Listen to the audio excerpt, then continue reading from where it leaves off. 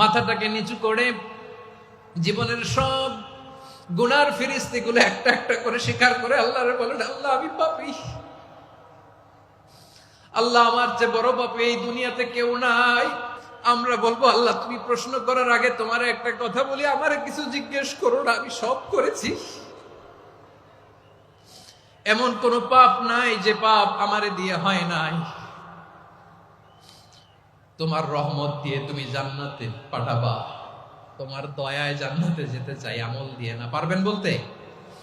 কিয়ামতের দিন আমরা বলবো, আল্লাহ আমার আমল দিয়ে জান্নাত চাই না, আমি তোমার দয়া দিয়ে জান্নাত চাই।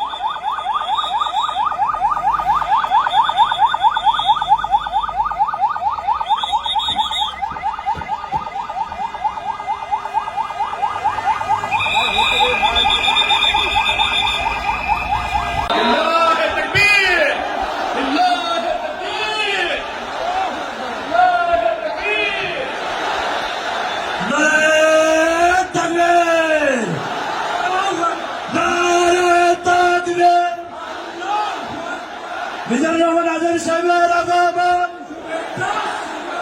পটুয়াখালীর পক্ষ থেকে, ওয়েলফেয়ার কমিশনের পক্ষ থেকে, পরিষদের পক্ষ থেকে। আজকে আমরা যে টপিকটা নিয়ে আলোচনা করব সেটা হচ্ছে, আমরা যে জীবনে বিপদে পড়ি, আমরা বিপদে পড়লে আমাদেরকে উদ্ধার করে কে? আল্লাহ ছাড়া আমাদের বাঁচানোর কেউ আছে? উদ্ধার করার কেউ আছে? রক্ষা করার কেউ আছে? এজন্য বিপদে পড়লে আমরা চাইবো কার কাছে? আমাদের যাই দরকার হোক আমরা ফরিয়াদ করব কার কাছে? নাকি মাজারে যেয়ে চাবেন? মাজারে যেয়ে চাবেন? অনেকে তো মাজারে যেয়ে কপাল খসে, আসরা নাই? মাজারে যেয়ে সন্তান চায়, আছে? এই এলাকায় নাই। এই এলাকার লোকদের আকীদা খালেস আমি জানি। মাজারে যে কপাল ঘষে আর সন্তান চায়। আচ্ছা, মাজারে গেলে সন্তান পাওয়া যায়? আচ্ছা, মাজারে না গেলে যদি বাচ্চা না হতো, গরু ছাগলের যে বাচ্চা হয় ওরা কোন মাজারে মানত করে বলেন? কথা কি বুঝতেছেন? এই যে প্রতি বছর গরু ছাগল ভেড়া এগুলো যে বাচ্চা দেয়, এরা কোন মাজারে যে মানত করে? এজন্য চাইতে হবে একজনের কাছে, তিনি কে? আমার প্রিয় পটুয়াখালীবাসী, মাজার জিয়ারত করা সুন্নাহ। আমরা মাজার জিয়ারত করব, আল্লাহ ওয়ালাদের কবরে যাব, আমরা সেখানে যে সালাম দিব, দোয়া করব, নিজের জন্য করব, কবরে শুয়ে থাকা মাইয়েতের জন্য করব, পুরো মুসলিম উম্মার জন্য করব। কিন্তু কবরে যিনি শুয়ে আছে ওই বাবার কাছে সন্তান চাওয়া যাবে? চাকরি চাওয়া যাবে? সফলতা চাওয়া যাবে? সফলতা দেয় কে? সবাই বলেন নাই, আওয়াজ করে বলেন, সফলতা দেওয়ার মালিক কে? এক কথাই রব্বুল আলামিন বলেন, ওয়া ইয়ামসাসকাল্লাহু বিদুররিন ফালা কাশিফা লাহু ইল্লা হু ওয়া ইয়ুরিদকা বিখাইরিন ফালা রাদ্দা লিফাদলি ইউসিবু বিহি মান ইয়াশাউ মিন ইবাদিহি ওয়া হুয়াল গফুরুর রহিম। আল্লাহু আকবার। আল্লাহ বললেন, ওয়া ইয়ামসাসকাল্লাহু বিদুররিন ফালা কাশিফা লাহু ইল্লা হু। আল্লাহ যদি তোমাকে কোনো বিপদ স্পর্শ করায়, আল্লাহ যদি তোমারে কোনো বিপদে ফেলে দেয়, ওই বিপদ থেকে উদ্ধার করার তিনি ছাড়া আর কেউ নাই। জোরে বলেন ঠিক কিনা? তিনি যদি কোনো বিপদে ফেলেন, তিনি ছাড়া বিপদ থেকে উদ্ধার করার কেউ নাই। আর তিনি যদি তোমার প্রতি কোনো অনুগ্রহ করতে চান, ওই অনুগ্রহ ঠেকিয়ে দেওয়ার ক্ষমতাও কারো নাই। আল্লাহ যদি আপনার সফলতা দিতে চায়, পৃথিবীর কোন শক্তি ওই সফলতাকে থামাতে পারে?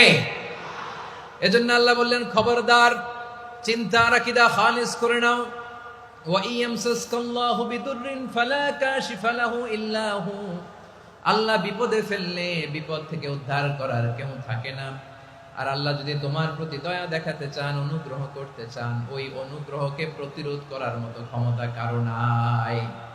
তিনি তার বান্দাদের মধ্য থেকে যাকে ইচ্ছা তাকে দেন, যত ইচ্ছা তত দেন। তিনি ক্ষমাশীল, তিনি মেহেরবান। সুবহানাল্লাহ। তিনি ক্ষমাশীল, তিনি মেহেরবান। তাহলে এই আয়াত থেকে আমরা বুঝতে পারলাম, আমরা যদি বিপদে পড়ি আমাদেরকে কেউ বাঁচাতে পারে না।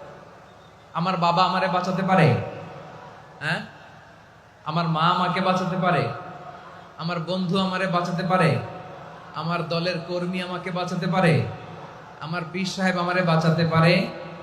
আমার পটুয়াখালীর ভাইয়েরা খেয়াল রাখবেন, বাঁচাতে পারে এক মহান সত্তা, উদ্ধার করতে পারে এক মহান সত্তা। চিৎকার করে বলুন, তিনি কে? আবার আল্লাহ বললেন, আম্মাই ইউজিবুল মুযতাররা ইযা দাআহু ওয়া ইয়াকশিফুস সুআ ওয়া ইয়াজআলুকুম খুলাফাআল আরদ আইলাহুম মা'আল্লাহ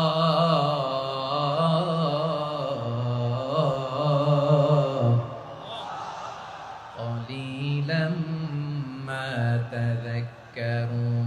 রব্বুল আলামিন বলেন, বিপদে পড়ে কাতর কণ্ঠে চিন্তাগ্রস্ত হয়ে যখন কেউ ফরিয়াদি হয়ে আল্লাহর ডাকে হাত তোলে, তখন এই ব্যক্তির ডাকে সাড়া দেয় কে? সবাই বলুন। কণ্ঠে বিপন্ন অবস্থায় আপনি যখন কেঁদে কেঁদে হাত তুলে আপনার দুঃখের কথা জানান, আপনি যখন ডাকেন তারে, তখন আপনার ডাকে সাড়া দেয় কে? আল্লাহ বলে, আমি সাড়া দেই। তোমাদের বিপদকে মুক্ত করে দেয় কে? ওই আল্লাহর সাথে কোন উপাস্য আছে নাকি? কিন্তু খুব অল্প সংখ্যক লোকই তোমরা উপদেশ গ্রহণ করো। কথাটা কার? তাহলে বিপন্ন মানবতা যখন কাঁদে, মানুষ যখন বিপদে পড়ে নিরুপায় হয়ে ফরিয়াদ করে, তার ডাক শোনার কেউ নাই একজন ছাড়া। চিল্লায় বলেন তো, তিনি কে? এজন্য আমরা ফরিয়াদের হাত কার দিকে তুলব? প্রিয় পটুয়াখালী বলেন, ফরিয়াদের দুটো হাত আমরা কার দিকে তুলবো? এবং খেয়াল রাখতে হবে, মাথার সাথে সেট করে নিতে হবে, আল্লাহ ছাড়া আমাকে উদ্ধার করার কেউ নাই। এই পৃথিবীতে কেউ আপন না। প্রিয় ভাইরা, বিপদে বললে বোঝা যায় কেউ আপন না। আপন শুধু একজন মহান সত্তা, তিনি কে? এটা কি আপনারা খেয়াল রাখতে পারবেন? হ্যাঁ, বিপদে আপদে কেউ আমাদের বাঁচাতে পারে না, তরাতে পারে না, মুক্তি দিতে পারে না, উদ্ধার করতে পারে না, একমাত্র আমার প্রভু ছাড়া, আল্লাহ ছাড়া। চিল্লায় বলেন ঠিক কিনা? এবং প্রিয় পটুয়াখালীর ভাইয়েরা, মাথার সাথে এটা সেট করে নিতে হবে যে আমাদের পুরো জীবনটাই পরীক্ষা। পুরো জীবনটাই কি? The life is a test. পুরো জীবনটাই পরীক্ষা। এই জীবনে বিপদ আসবে, আপদ আসবে, পরীক্ষা আসবে, সবার জীবনে এটা থাকে। এক একজনের পরীক্ষা এক এক রকম। আমার পরীক্ষা একরকম, মাসুদ ভাইয়ের পরীক্ষা একরকম, চৌধুরী সাহেবের পরীক্ষা একরকম, আপনার পরীক্ষা একরকম, ওনার পরীক্ষা আবার আরেক রকম। পুরো পৃথিবীটাই পরীক্ষা ক্ষেত্র, সবাই পরীক্ষা দিচ্ছি, কিন্তু কারো পরীক্ষা প্রশ্নের সাথে কারোটার মিল নাই। সুবহানাল্লাহ পড়বেন না? পুরোটাই পরীক্ষা ক্ষেত্র, সবাই পরীক্ষার্থী, কিন্তু প্রশ্নপত্র একটার সাথে আরেকটা মিলে না। One doesn't match the other. একজনেরটার সাথে আরেকজনেরটা মিলে না। কাউকে আল্লাহ তাআলা ধনী বানিয়ে পরীক্ষা করেন। কি বানিয়ে? কথা কি বুঝতেছেন নাকি কষ্ট হচ্ছে? কষ্ট হচ্ছে আপনাদের? কাউকে আল্লাহ ধনী বানিয়ে পরীক্ষা করেন, আবার কাউকে আল্লাহ তাআলা গরিব বানিয়ে পরীক্ষা করেন, কাউকে আল্লাহ অসুস্থ বানিয়ে পরীক্ষা করেন। কেউ দেখবেন যে দুরারোগ্য ব্যাধিতে আক্রান্ত, ডাক্তার বলেছে আর সময় নাই, দুরারোগ্য ব্যাধি, ক্যান্সার, যার নেই কোনো অ্যান্সার, তার জন্য পরীক্ষা হচ্ছে এই রোগ। আরেক লোক দেখবেন তার আবার রোগ বালাই নাই, মাশাআল্লাহ, তাকে আল্লাহ তাআলা আর্থিক দৈন্যতা, দারিদ্রতা দিয়ে পরীক্ষা করছেন। এরকম আছে না নাই? টাকা পয়সা নাই, দিন আনে দিন খায়, যা আছে তাতে চলে না, এটা তার জন্য পরীক্ষা। আবার আরেক শ্রেণীর লোক দেখবেন তাকে আল্লাহ অসুস্থতাও দেয় নাই, দারিদ্রতাও দেয় নাই, তার দাম্পত্য জীবনের সমস্যা আছে না নাই? স্ত্রী কথা শোনে না, অথবা ছেলে মেয়ে কথা শোনে না। তাহলে পরীক্ষা সবার জীবনে আছে, এক একজনের পরীক্ষাটা এক এক রকম। আল্লাহ তাআলা দেখতে চায় যে এই পরীক্ষার সময় আমরা কিরকম রেসপন্স করি।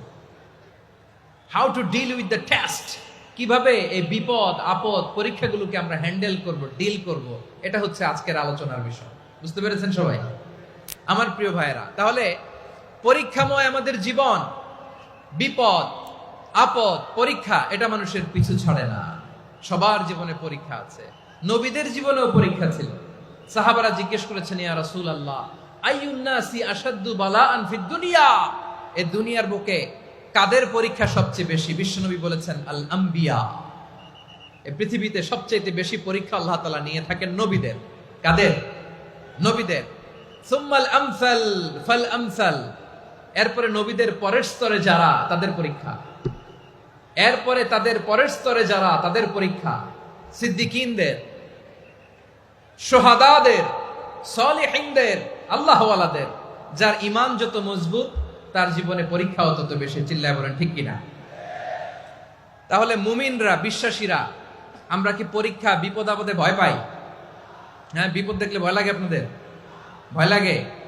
হ্যাঁ, না, মুমিনরা বিপদে ভয় পায় না, তারা হতাশ হয় না, সুবহানাল্লাহ, তারা নিরাশ হয় না। বিশ্বাসীরা হাল ছেড়ে দেয় না, তারা ভরসা রাখে একজনের উপর। চিল্লায় বলতে হবে তিনি কে? কারণ মুমিন জানে the grief isn't permanent, the test isn't permanent, the struggle in our life isn't permanent. আমাদের জীবনের দুঃখ, কষ্ট, স্ট্রাগল, এগুলো পার্মানেন্ট নয়। after every difficulties there is an ease. সব কষ্টের পরেই একটা সুখ আছে না নাই? রব্বুল আলামিন বলেন, ফা ইন্না মাআল উসরি ইউসরা, ইন্না মাআল উসরি ইউসরা, ভয় পেও না, চিন্তা করো না, কষ্টের সাথেই আমি রেখে দিয়েছি স্বস্তি। সুবহানাল্লাহ বলেন। মুমিন জীবনে বিপদ যত বেশি, কষ্ট যত বেশি, তার সামনে সফলতা তার চেয়েও বেশি। ঠিক কিনা বলেন? কারণ বিশ্বাসীরা জানে রাত্রি যত গভীর হয়, সুবহে সাদিকের সময় তত আগাতে থাকে। গর্ভবতী নারীর পেটের ব্যথা যত বাড়তে থাকে, ঘরে নতুন মেহমান আগমনের সময় ঘনাতে থাকে। মুমিনদের উপর বিপদ, অত্যাচার, আপদ, পরীক্ষা যত বাড়তে থাকে, কালেমার পতাকা উড্ডয়নের সময় কাছে আসতে থাকে। বিশ্বাসীদের এগুলো হিসাব মিলানো অনেক আগে, এগুলো অনেক আগে হিসাব মিলানো। দুঃখের আধার শেষে সুখের আলো মিটি মিটি হাসে। চিল্লায় বলেন ঠিক কিনা? দুঃখ যত বেশি, পরীক্ষা যত বেশি, কষ্ট যত বেশি, সুখের সময় তত কাছাকাছি চিল্লায় বলতে হবে, ঠিক কিনা? এজন্য মুমিন জীবনে পরীক্ষা বেশি, মুমিনদের হতাশা নাই। মুমিনরা নিরাশ হয় না, হতাশ হয় কাফিররা। মুমিনরা কখনো হাল ছেড়ে দেয় না, মুমিনরা ভরসা রাখে একজনের উপর, তিনি কে? তাহলে আমার প্রিয় পটুয়াখালীবাসী, বিপদ থাকবে, পরীক্ষা থাকবে, এই বিপদ থেকে আমাদেরকে উদ্ধার করবেন একজন, তিনি কে? আমরা শুধু আল্লাহর উপরই ভরসা রাখবো। রাজি আছেন তো? চাইবো একজন সত্তার কাছে, আওয়াজ করে বলুন, তিনি কে? একজন সত্তার কাছে চাইবে। বিশ্বনবী ওনার চাচাতো ভাই আব্দুল্লাহ ইবনে আব্বাস রাদিয়াল্লাহু তাআলা আনহুকে বললেন, ইয়া আব্দুল্লাহ ইবনে আব্বাস, হে আব্দুল্লাহ ইবনে আব্বাস, ইদা সাআলতা ফাসআলিল্লাহ, যখন চাইবে আল্লাহর কাছে যাও। ও আব্দুল্লাহ, যখন চাইবা আল্লাহর কাছে চাও। ওয়া ইদা ইসতাআনতা ফাসতাইন বিল্লাহ, যখন সাহায্য চাইবা আল্লাহর কাছে ফরিয়াদ করো। জেনে রেখো ও আব্দুল্লাহ, ওয়া'লাম আন্নাল উম্মাতা লাউ ইজতামাআত আলা আন ইয়ানফাউকা বিশাইইন লাম ইয়ানফাউকা ইল্লা বিশাইইন ক্বাদ কাতাবাহু আল্লাহু লাক। ও আব্দুল্লাহ, জেনে রেখো, মনে রেখো, গোটা বিশ্বের সবাই মিলে যদি তোমার উপকার করতে চায়, ততটুকুই তারা করতে পারবে যতটুকু আল্লাহ তোমার নসিবে সেটা লিখে রেখেছে, ঠিক কিনা বলেন? আর যদি গোটা বিশ্বের সবাই মিলে তোমার বিরুদ্ধে কনস্পাইরেসি করে, ষড়যন্ত্র করে, গোটা বিশ্বের সবাই মিলেও যদি তোমার ক্ষতি করতে চায়, ততটুকুই শুধু পারবে যেটা আল্লাহ তোমার জন্য বরাদ্দ রেখেছে। যতটুকু আল্লাহ তাআলা তোমার জন্য বরাদ্দ রেখেছে অতটুকুই ক্ষতি করতে পারবে, আর এক চুল বেশিও করতে পারবে না, কমও করতে পারবে না। চিল্লায় বলেন, ঠিক কিনা? এজন্য আমরা চাইবো কার কাছে? সবাই বলেন নাই, আওয়াজ করে বলেন, কার কাছে? সব সময় আমরা আল্লাহর কাছে চাইবো, বিপদে আপদে, সুখে দুঃখে, সচ্ছল অবস্থায় অসচ্ছল অবস্থায়, পরাজয়ের সময় বিজয়ের সময়, সব সময় আমরা ভরসা রাখবো কার উপর? সবাই বলুন। একদল লোক আছে যারা বিপদে পড়লে আল্লাহরে ডাকে, আছে না নাই? পটুয়াখালীতে মাশাআল্লাহ নাই। বিপদ আসলে আল্লাহরে ডাকে, বিপদ নাই আল্লাহও নাই। বিপদে পড়লে নামাজ পড়ে, বিপদও নাই নামাজও নাই। বিপদে পড়লে জিকির করে, বিপদ যখন চলে যায় ওদের জিকিরও বন্ধ হয়ে যায়। এরকম আছে না নাই? কিছু লোক দেখবেন পরীক্ষা আসলে নামাজ পড়ে, আছে আছে?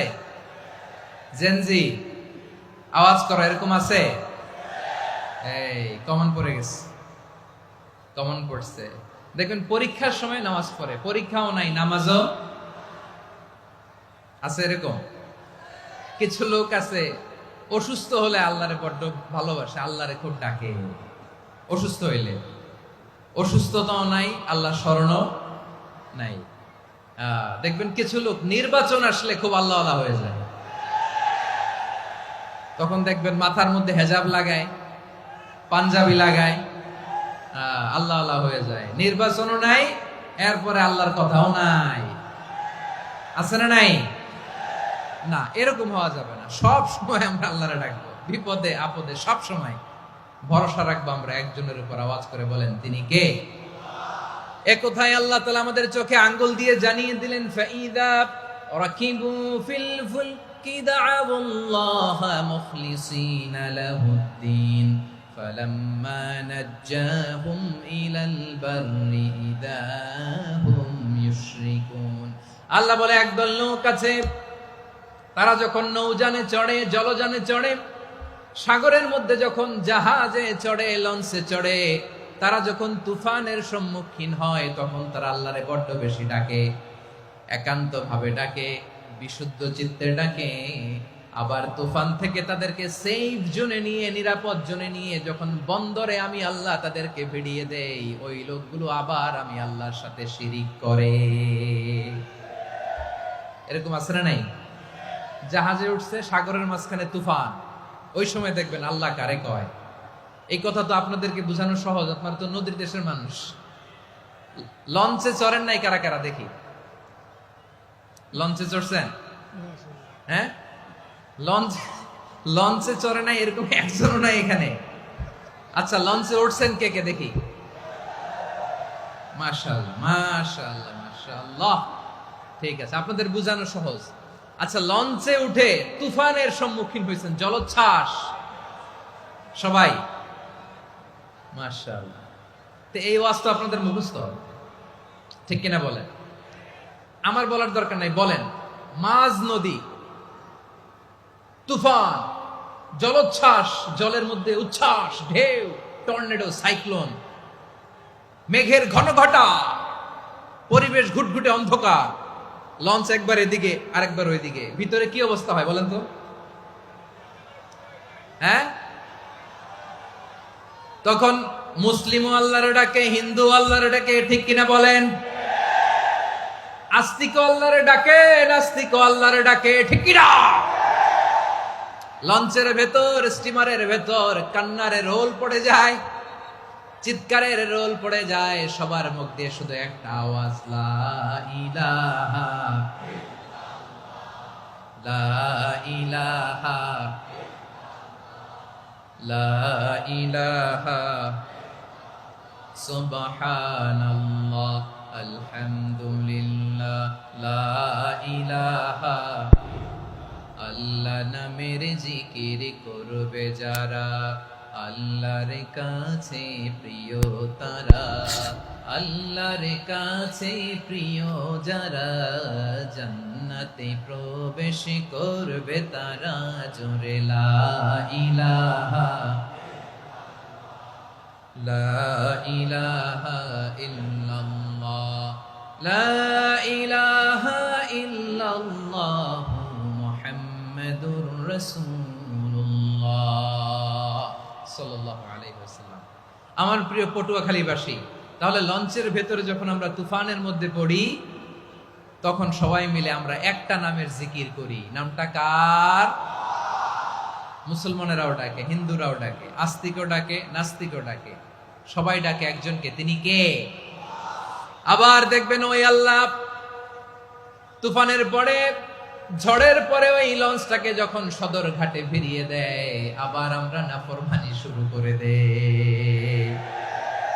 সে কোথায় আল্লাহ বললেন, ফাইদা রাকিবু ফিল ফুলকি দা'আউল্লাহ মুখলিসিনা লাহুদ্দিন ফালাম্মা নাজ্জাহুম ইলাল বাররি ইযা হুম ইউশরিকুন। সাগরে যখন তুফানে পড়ে আমি আল্লাহর ডাকে, আবার আমি আল্লাহ যখন বাঁচিয়ে দেই, আবার আমি আল্লাহর সাথে শিরিক শুরু করে, আমরা কি এরকম হতে চাই নাকি? এরকম করবেন? হ্যাঁ না, আমরা তুফানে পড়লেও আল্লাহরে ডাকি, আবার বাঁচায় দেওয়ার পরেও ডাকি কারে? আল্লাহকেই ডাকি। বিমানের মধ্যে মাঝে মাঝে দেখবেন যে এয়ার টার্বুলেন্স হয়, জানেন? এয়ার টার্বুলেন্স জানেন তো? মাঝে মাঝে বিমানটা বাউন্সিং করে, বাম্পি, ভেরি বাম্পি ওয়েদার। শোনেন নাই? 40,000 ফিট উপরে যখন থাকে, তখন পাইলট মাঝে মাঝে বলে, dear passengers, ladies and gentleman, right now we are flying 40,000 feet above the ground and we are passing very air turbulence, very heavy air turbulence right now. Please fasten your seat belt. দেখবেন মাঝে মাঝে বলে যে, ভদ্র মহিলা, ভদ্র মহোদয়গণ, আমরা 40,000 ফিট উপর দিয়ে যাচ্ছি আর এয়ার টার্বুলেন্স ফেস করছি, মেহেরবানি করে আল্লাহর হস্তে সিট বেল্ট বাঁধুন। তখন বিমানটা এরকম বাউন্সিং করে, শেকিং করে। আপনারা মুখোমুখি হয়েছেন? ইদানিং এই এয়ার টার্বুলেন্স বেড়ে গিয়েছে। গত বছর আমার ইন্টারন্যাশনাল অনেকগুলো ফ্লাইট ছিল, তো আমি দেখলাম যে আগের ফ্লাইটগুলোর তুলনায় এখন এয়ার টার্বুলেন্স খুব বেশি। আমি একটু রিসার্চ করে দেখলাম, ক্লাইমেট চেঞ্জের কারণে, জলবায়ু পরিবর্তনের কারণে আকাশের বাতাসের মুভমেন্টে পরিবর্তন হয়েছে, ফলে এখন বিমান শেকিং করে বেশি, বাউন্সিং, বাম্পি ওয়েদার। তো বলেন তো, 40,000 ফিট উপরে যখন আপনি, কয় হাজার ফিট? সবাই বলুন, কয় হাজার ফিট? 40,000 ফিট উপরে যখন আপনি, তখন যখন বিমানটা এরকম বাউন্সিং করে, সবাই যখন ভমিটিং করে বিমান নষ্ট করে দেয়, বমি করে, তখন বাঁচানোর কে আছে আল্লাহ ছাড়া? কেউ আছে? ওই মুহূর্তেও সবাই মিলে একজনের ডাকে আওয়াজ করে বলেন, তিনি কে? মাঝে মাঝে কিছু সোশ্যাল মিডিয়ায় কিছু ভিডিও পাওয়া যায় যে হেভি যখন এয়ার টার্বুলেন্স হয়, 10 সেকেন্ড 15 সেকেন্ডের কিছু ভিডিও পাওয়া যায়, বিমানটা এরকম বাউন্সিং করছে, বাম্পি ওয়েদার, কাঁপছে, মানুষগুলো বমি করছে, অক্সিজেন মাস্কগুলো সব ঝুলে পড়েছে, বিমানটা শুধু কাঁপছে। তখন দেখবেন বিমানের ভেতরেও এরকম লঞ্চের মতো চিৎকার আছে না নাই? বিমানের ভেতরেও তখন চিৎকার। গত বছর হিথ্রো এয়ারপোর্ট থেকে সিঙ্গাপুর এয়ারলাইন্সের একটা ফ্লাইট হিথ্রো টু চাঙ্গি একটা ফ্লাইটে এমন বেশি এয়ার টার্বুলেন্সের শিকার হয়েছিল ওই এয়ারক্রাফটটা, 33 জন যাত্রী সেখানে আহত হয়েছে, একজন যাত্রী নিহত হয়েছে। কেবিন ক্রুজ, এয়ার হোস্টেস যারা আছে, একজনের নাক ফেটে, চোখ ফেটে, কপাল ফেটে, ব্লিডিং হয়ে শয়লা। প্রিয় ভাইয়েরা, 40,000 ফিট উপরে বিমানটা যখন কাঁপবে, তখন আমাদেরকে আল্লাহ ছাড়া আর কেউ বাঁচানোর আছে? এত আসতে বললে হবে? ওই কঠিন মুহূর্তে আমার বাবা আমারে বাঁচাতে পারে, আমার বন্ধু আমারে বাঁচাতে পারে। এই গ্রাউন্ডে, জমিনের বুকে আমার প্রোটোকল, আমার ক্ষমতা, আমার দাম্ভিকতা, কোনো কিছু আমারে বাঁচাতে পারে একজন ছাড়া। চিল্লায় বলতে হবে, তিনি কে? সে আল্লাহ বললেন, গোলাম আমি বিপদের সময় ঠিকই তোমাদের বাঁচিয়ে দেই। ওই বিমানের ভেতরে 40,000 ফিট উপরে যখন তোমরা এয়ার টার্বুলেন্সের শিকার হও, তখন নাস্তিকও আল্লাহরে ডাকে, হিন্দু আল্লাহরে ডাকে। জোরে বলেন ঠিক কিনা?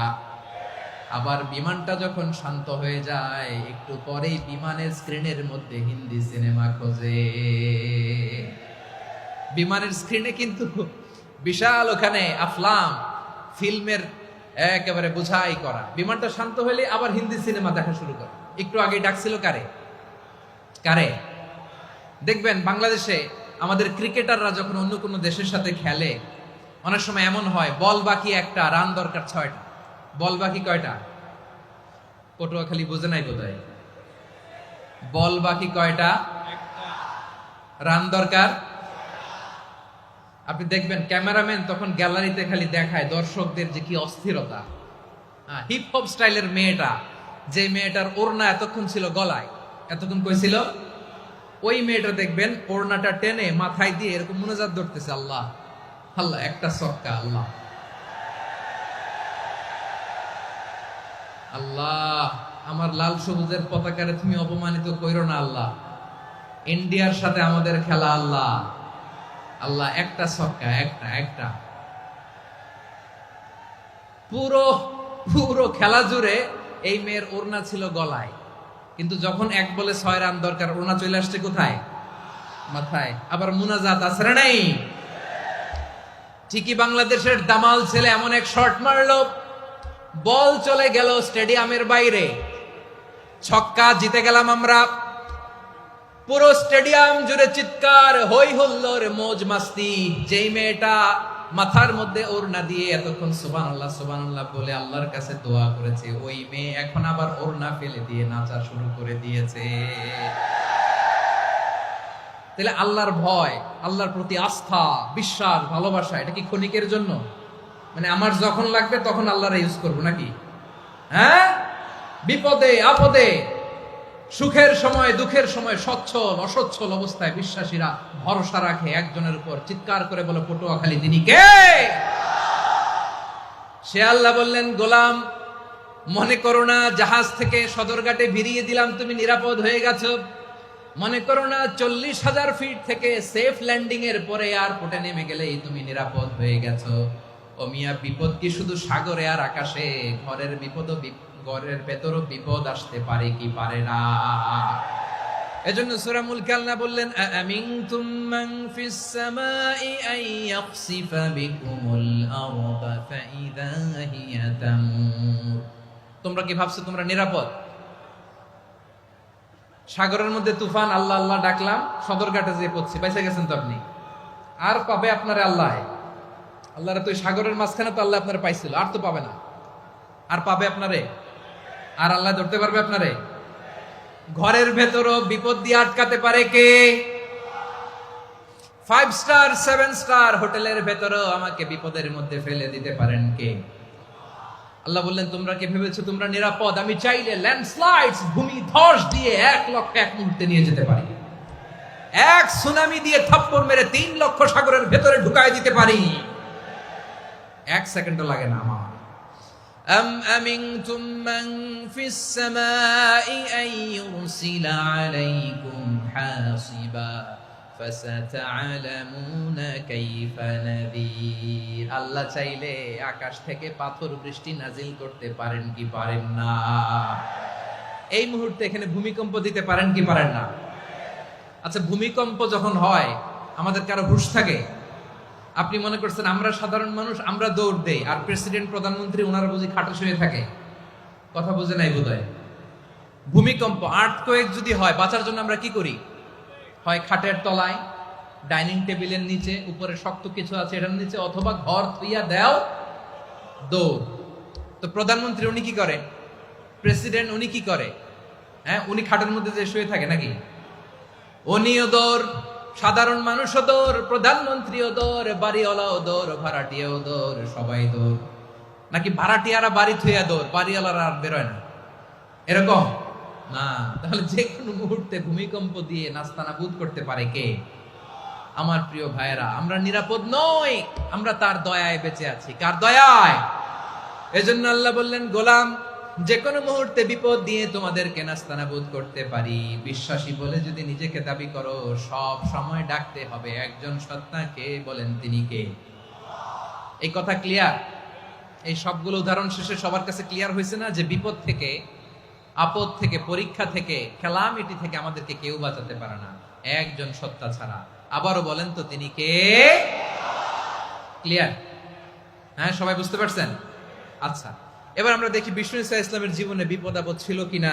উনি বিপদ আসলে কিভাবে ডিল করতেন, বিপদ আসলে কোন দোয়া পড়তে হয়, কিভাবে ফরিয়াদের হাত উত্তোলন করতে হয়, কিভাবে রবের দরবারে নতজানু হয়ে ফরিয়াদ করতে হয়, এটা জানার দরকার আছে না নাই?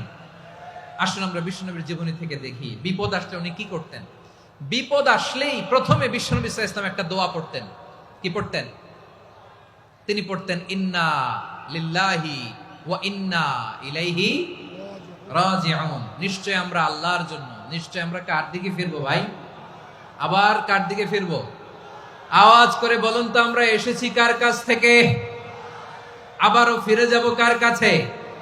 এজন্য বিষ্ণুই পড়ছেন, ইন্না লিল্লাহি ওয়া ইন্না ইলাইহি রাজিউন।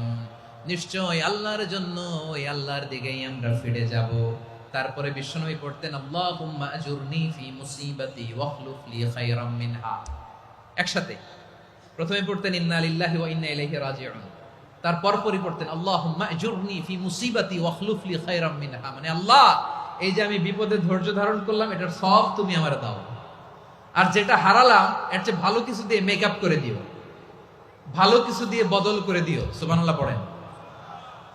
তাহলে বিপদ আসলে আমরা কি পড়ব? কথা বলেন। এই যে আমি শুয়েছিলাম, নাশিদ গাচ্ছিল ওরা, এদেশে পরস্পরে দেখা হলে দেয় সালাম, এদেশে আমজনতার হৃদয় জুড়ে পাক কালাম, এদেশে বিপদ এলে সর্বজনে সর্বক্ষণে দোয়া পড়ে ইন্না লিল্লাহ। কি পড়ে? সুবহানাল্লাহ সুবহানাল্লাহ সুবহানাল্লাহ সুবহানাল্লাহ। এদেশে আজান শুনে সূর্য ওঠে শহর গ্রামে, এদেশে আজান শুনে সূর্য ডুবে সন্ধ্যা নামে, এদেশে সকল কাজে সবাই বলে বিসমিল্লাহ, এদেশে ভালো কিছু দেখে শুনে হাসি মুখে সবাই বলে মাশাআল্লাহ। সুবহানাল্লাহ পড়েন। তাহলে বিপদ এলে আমরা কি পড়ি? কথা বুঝলে সবাই উত্তর দিতে হবে। বিপদ এলে কি পড়ি? তাহলে বিপদ এলেই আমরা এখন থেকে ইন্না লিল্লাহ পড়বো, নাকি হাই হুতাশ করবেন? একদল আছে হাই হুতাশ করে, হায় আল্লাহ রে, মোর কি হইল রে, মই কি হরমু রে, মই কমবে জামু রে। আছে না নাই? এরকম বিলাপ করতে নিষেধ করেছেন বিশ্বনবী। কি করব, কই যাব, কি হবে, হায় হায়, এরকম হাহুতাশ আছে না নাই? বিশ্বাসীরা হাহুতাশ করে না, তারা ইন্না লিল্লাহ পড়ে। কি পড়ে? মনে থাকবে? আমরা পড়বো ইন্না লিল্লাহি ওয়া ইন্না ইলাইহি রাজিউন। নিশ্চয়ই আমরা আল্লাহর জন্য, আমরা আল্লাহর দিকেই ফিরে যাব। এরপর পড়বো আল্লাহুম্মা আজুরনি ফি মুসিবাতি ওয়াখলুফ লি খায়রাম মিনহা। আল্লাহ, আমি যে বিপদে ধৈর্য ধারণ করলাম এটার সওয়াব দিও, আর যা হারালাম তার চেয়ে ভালো কিছু দিয়ে বদল করে দিও। সুবহানাল্লাহ পড়েন। বিশ্ব নবীর হাদিস শুনলেন উম্মে সালামা রাদিয়াল্লাহু তাআলা আনহা। ওনার স্বামী হলো আবু সালামা। মজার ঘটনা খেয়াল করে শুনেন আমার প্রিয় কলিজার টুকরা ভাইয়েরা। কানগুলো খরগোশের কানের মতো খাড়া করে আমার দিকে তাকান। সাইয়্যিদাতুনা উম্মে সালামা রাদিয়াল্লাহু তাআলা আনহা, ওনার স্বামীর নাম আবু সালামা। শ্রেষ্ঠ দম্পতি, শ্রেষ্ঠ ফ্যামিলি। প্রথমে হিজরত করেছিলেন হাবাসায়, পরে হিজরত করেছেন মদিনায়। উহুদ যুদ্ধের পরে ওনার স্বামী আবু সালামা ইন্তেকাল করলো, শহীদ হলো। সুবহানাল্লাহ পড়েন। যখন আবু সালামা ইন্তেকাল করলো, উম্মে সালামা রাদিয়াল্লাহু তাআলা আনহা কেঁদে কেঁদে হয়রান। আর নবীর শিখানো বাণী অনুযায়ী তিনি বারবার পড়ছিলেন ইন্না লিল্লাহ। কি পড়ছিলেন? জামু কি হরমু এগুলো বলে নেই। কি বলছে? ইন্না লিল্লাহ। যেহেতু বিশ্বনবী বলেছেন কেউ যদি বিপদের প্রথম ধাক্কায় পড়ে ইন্না লিল্লাহি ওয়া ইন্না ইলাইহি রাজিউন, আল্লাহুম্মা আজুরনি ফি মুসিবাতি ওয়া আখলুফ লি খায়রাম মিনহা, তাহলে এই বিপদে যে সে যা হারালো তার চেয়ে শ্রেষ্ঠ কিছু দিয়ে আল্লাহ তার বদল দিয়ে দিবে। এই হাদিস শুনে উম্মে সালামা রাদিয়াল্লাহু তাআলা আনহা ওনার প্রাণ প্রিয় স্বামী আবু সালামার ইন্তেকালের পরে চোখের পানি ছাড়ে আর পড়ে ইন্না লিল্লাহি ওয়া ইন্না ইলাইহি রাজিউন, আল্লাহুম্মা আজুরনি ফি মুসিবাতি ওয়া আখলুফ লি খায়রাম মিনহা। বারবার এই দোয়া পড়ে চোখের পানি ছাড়ে, এই দোয়া পড়ে চোখের পানি ছাড়ে। আর মনে মনে বলে আবু সালামার মতো ভালো মানুষ মদিনাতে নাই, আবু সালামার চেয়েও ভালো মানুষ মদিনাতে নাই। তার চেয়ে ভালো মানুষ কি করে আল্লাহ তাআলা আমারে দিবে? তার চেয়ে ভালো মানুষ তো আমি মদিনাতে দেখি না। চোখের পানি দিয়ে বুক ভাসায় আর নবীর হাদিসের উপর আমল করে পড়ে ইন্না লিল্লাহি ওয়া ইন্না ইলাইহি রাজিউন, ইন্না লিল্লাহি ওয়া ইন্না ইলাইহি রাজিউন। পড়তে পড়তে চোখের পানি ছাড়ে আর চিন্তা করে বিশ্বনবী বললেন এই দোয়া পড়লে যেটা হারালাম তার চেয়ে ভালো কিছু দিয়ে আল্লাহ পুরস্কার দেয়। আবু সালামের চেয়ে ভালো মানুষ মদিনার মধ্যে আর কে হতে পারে? কি আজীব তামাশা, কি অবাক করা ঘটনা। কিছুদিন পরে দেখা গেল সাইয়্যিদুল মুরসালিন রাহমাতাল লিল আলামিন স্বয়ং বিশ্ব নবী উম্মে সালামাকে বিয়ের প্রস্তাব পাঠিয়েছে। স্বয়ং বিশ্ব নবী উম্মে সালামা রাদিয়াল্লাহু তাআলা আনহাকে বিয়ের প্রস্তাব পাঠিয়েছেন। উনি রাজি হয়ে গেলেন, বিয়ে হয়ে গেল। উনি হয়ে গেলেন উম্মুল মুমিনিন, আমাদের মা, পুরো মুসলিম উম্মার মা। চিৎকার করে বলেন আল্লাহু আকবার। তাহলে আমার প্রাণ প্রিয় ভাইয়েরা, বিপদে পড়লে আমরা পড়বো ইন্না লিল্লাহি ওয়া ইন্না ইলাইহি রাজিউন, আল্লাহুম্মা আজুরনি ফি মুসিবাতি ওয়া আখলুফ লি খায়রাম মিনহা। পড়বেন? পড়বেন না? যারা যারা বিপদ আসলে এই দোয়াটা পড়বেন এখন থেকে আওয়াজ করে ইনশাআল্লাহ বলেন। যা হারাইছেন তার চেয়ে শ্রেষ্ঠ জিনিস দিয়ে বদলা দিবে কে? বিশ্বাস হয়? একটু সন্দেহ লাগে মনে হয়, একটু সন্দেহ আছে? যাদের বিশ্বাস হবে তাদের কি আল্লাহ উত্তম বদলা দিবে, ঠিক কিনা বলেন? তাহলে বিপদে পড়লেই প্রথমে আমরা এটা পড়ব।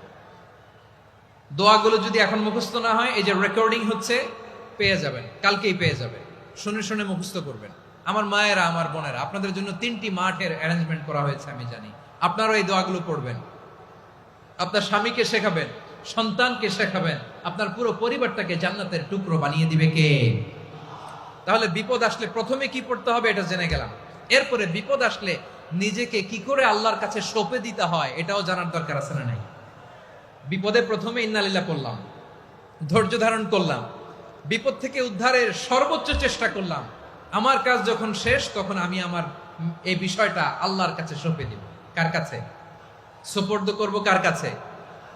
বিপদে বললে কেমন করে নিজেকে আল্লাহর কাছে সঁপে দিতে হয় আসুন সাইয়েদনা ইব্রাহিম আলাইহিস সালামের জীবনী থেকে জানি। আল্লাহর খলিল ইব্রাহিম আলাইহিস সালাম আমাদের মতো সমাজ ব্যবস্থা পায় নাই। আমরা জন্মের পরে আমাদের কানের ভেতরে আজান দিয়েছে কে? একামত দিয়েছে কে? আমাদের বাপদাদারা আমাদের কানে আজান দিয়েছে কি? দেয় নাই। আমাদের জন্মের পরেই তো আজান, একামত, বাড়ির পাশে মসজিদ, প্রতিদিন আজান, জুমার খুতবা, প্রতি মাসে মাসে তাফসিরুল কোরআন মাহফিল, মসজিদ, মিনারা, অভাব নাই, ঠিক কিনা বলেন? আপনি যেই সুন্দর ইসলামিক এনভায়রনমেন্ট পেয়েছেন, আমাদের ইব্রাহিম খলিল উনিও কি এরকম পেয়েছিলেন? হ্যাঁ, উনি জন্মের পর পরে ওনার কানে আজান দিছে কেউ? আমার প্রিয় ভাইরা, আগা গোড়া একটা শিরকি পরিবেশ উনি জন্মগ্রহণ করেছেন। উনি ছাড়া ওই তল্লাটে একজনও আল্লাহর উপর বিশ্বাসী নাই। কল্পনা করতে পারেন? গোটা তল্লাটে, গোটা দেশে বিশ্বাসী মুমিন আল্লাহর উপর বিশ্বাস স্থাপনকারী কয়জন? সবাই বলেন কয়জন? বাকি সব মুশরিক। বাকি সব মুশরিক নিজের সাথে নিজে শক্ত বোঝাপড়া করে, অ্যানালজি করে, সেলফ কনভারসেশন করে উনি মহা সত্যের সন্ধান পেয়েছে। উনি আকাশের তারা দেখে ভাবে মনে হয় এটাই আমার খোদা। ওরা দেখে তারা নাই, মনে মনে বলে না তাইলে এটা না। আবার চাঁদ দেখে বলে চাঁদটা বড় মায়া লাগে, মনে হয় এটাই আমার রব। পরে দেখে চাঁদও নাই, কয় না এটা না। এরপরে দ্বীপ প্রহরের জল জলে সূর্যটা খাঁ খাঁ করে গোটা পৃথিবীটারে রৌদ্র দিয়ে তাতিয়ে রাখে। তিনি ভাবলেন মনে হয় এটাই আমার রব, কারণ এটাই তো সবচেয়ে বড়। কিন্তু বিকেল বেলা ওই সূর্যটাও যখন চলে যায়, সাইয়েদনা ইব্রাহিম বলে না এটাও তো নাই। আমার খোদা যদি আমারে ছেড়ে চলে যায়, বিপদে পড়লে আমারে উদ্ধার করবে কে? এভাবে নিজের সাথে অ্যানালজি, সেলফ কনভারসেশন করতে করতে করতে তিনি মহা সত্যের সন্ধান পেয়েছেন। সুবহানাল্লাহ। সব শেষে তিনি ডিসিশন নিয়ে ঘোষণা দিলেন, ইন্নী ওয়াজ্জাহাতু ওয়াজহিয়া লিল্লাযী ফাতারাস সামাওয়াতি ওয়াল আরদা হানিফান ওয়া মা আনা মিনাল মুশরিকিন। নিশ্চয় আমি এমন সত্তার দিকে মনোনিবেশ করলাম, মুখাপেক্ষী হলাম, যিনি আকাশ বানিয়েছেন, জমিন বানিয়েছেন, আমি মুশরিক নই। সুবহানাল্লাহ। পারতেন? আপনি পারতেন? কেউ নাই, লক্ষ লক্ষ মুশরিক, আপনি একা। ওনার মতো এরকম বিচক্ষণতা দিয়ে আল্লাহরে খুঁজে পাইতে পারতেন আপনি? কি নবী ছিল, আল্লাহকে খুঁজে পেয়েছে। যখন আল্লাহর ইবাদত শুরু করলো, এই কথা ছড়ায় পড়লো চারদিকে। নমরুদ সাইয়েদনা ইব্রাহিমকে ডেকে পাঠালেন। নমরুদ বলে, ইব্রাহিম তুমি নাকি মূর্তির পূজা না করে কোন নতুন রবের ইবাদত করো, কে তোমার রব? সাইয়েদনা ইব্রাহিম বললেন, রব্বি আল্লাযী ইউহয়ী ওয়া ইউমীত, আমি এমন রবের ইবাদত করি যিনি জীবন দেন, যিনি মৃত্যু দেন। নমরুদ বলে, তাই নাকি? তোমার রব জীবন দেয়, মৃত্যু দেয়, আর এটা তো আমি দেই। আমিও তো জীবন দেই, আমিও তো মৃত্যু দেই। সাইয়েদনা ইব্রাহিম বললেন, কেমন করে তুমি জীবন দাও, মৃত্যু দাও, একটু দেখাও তো।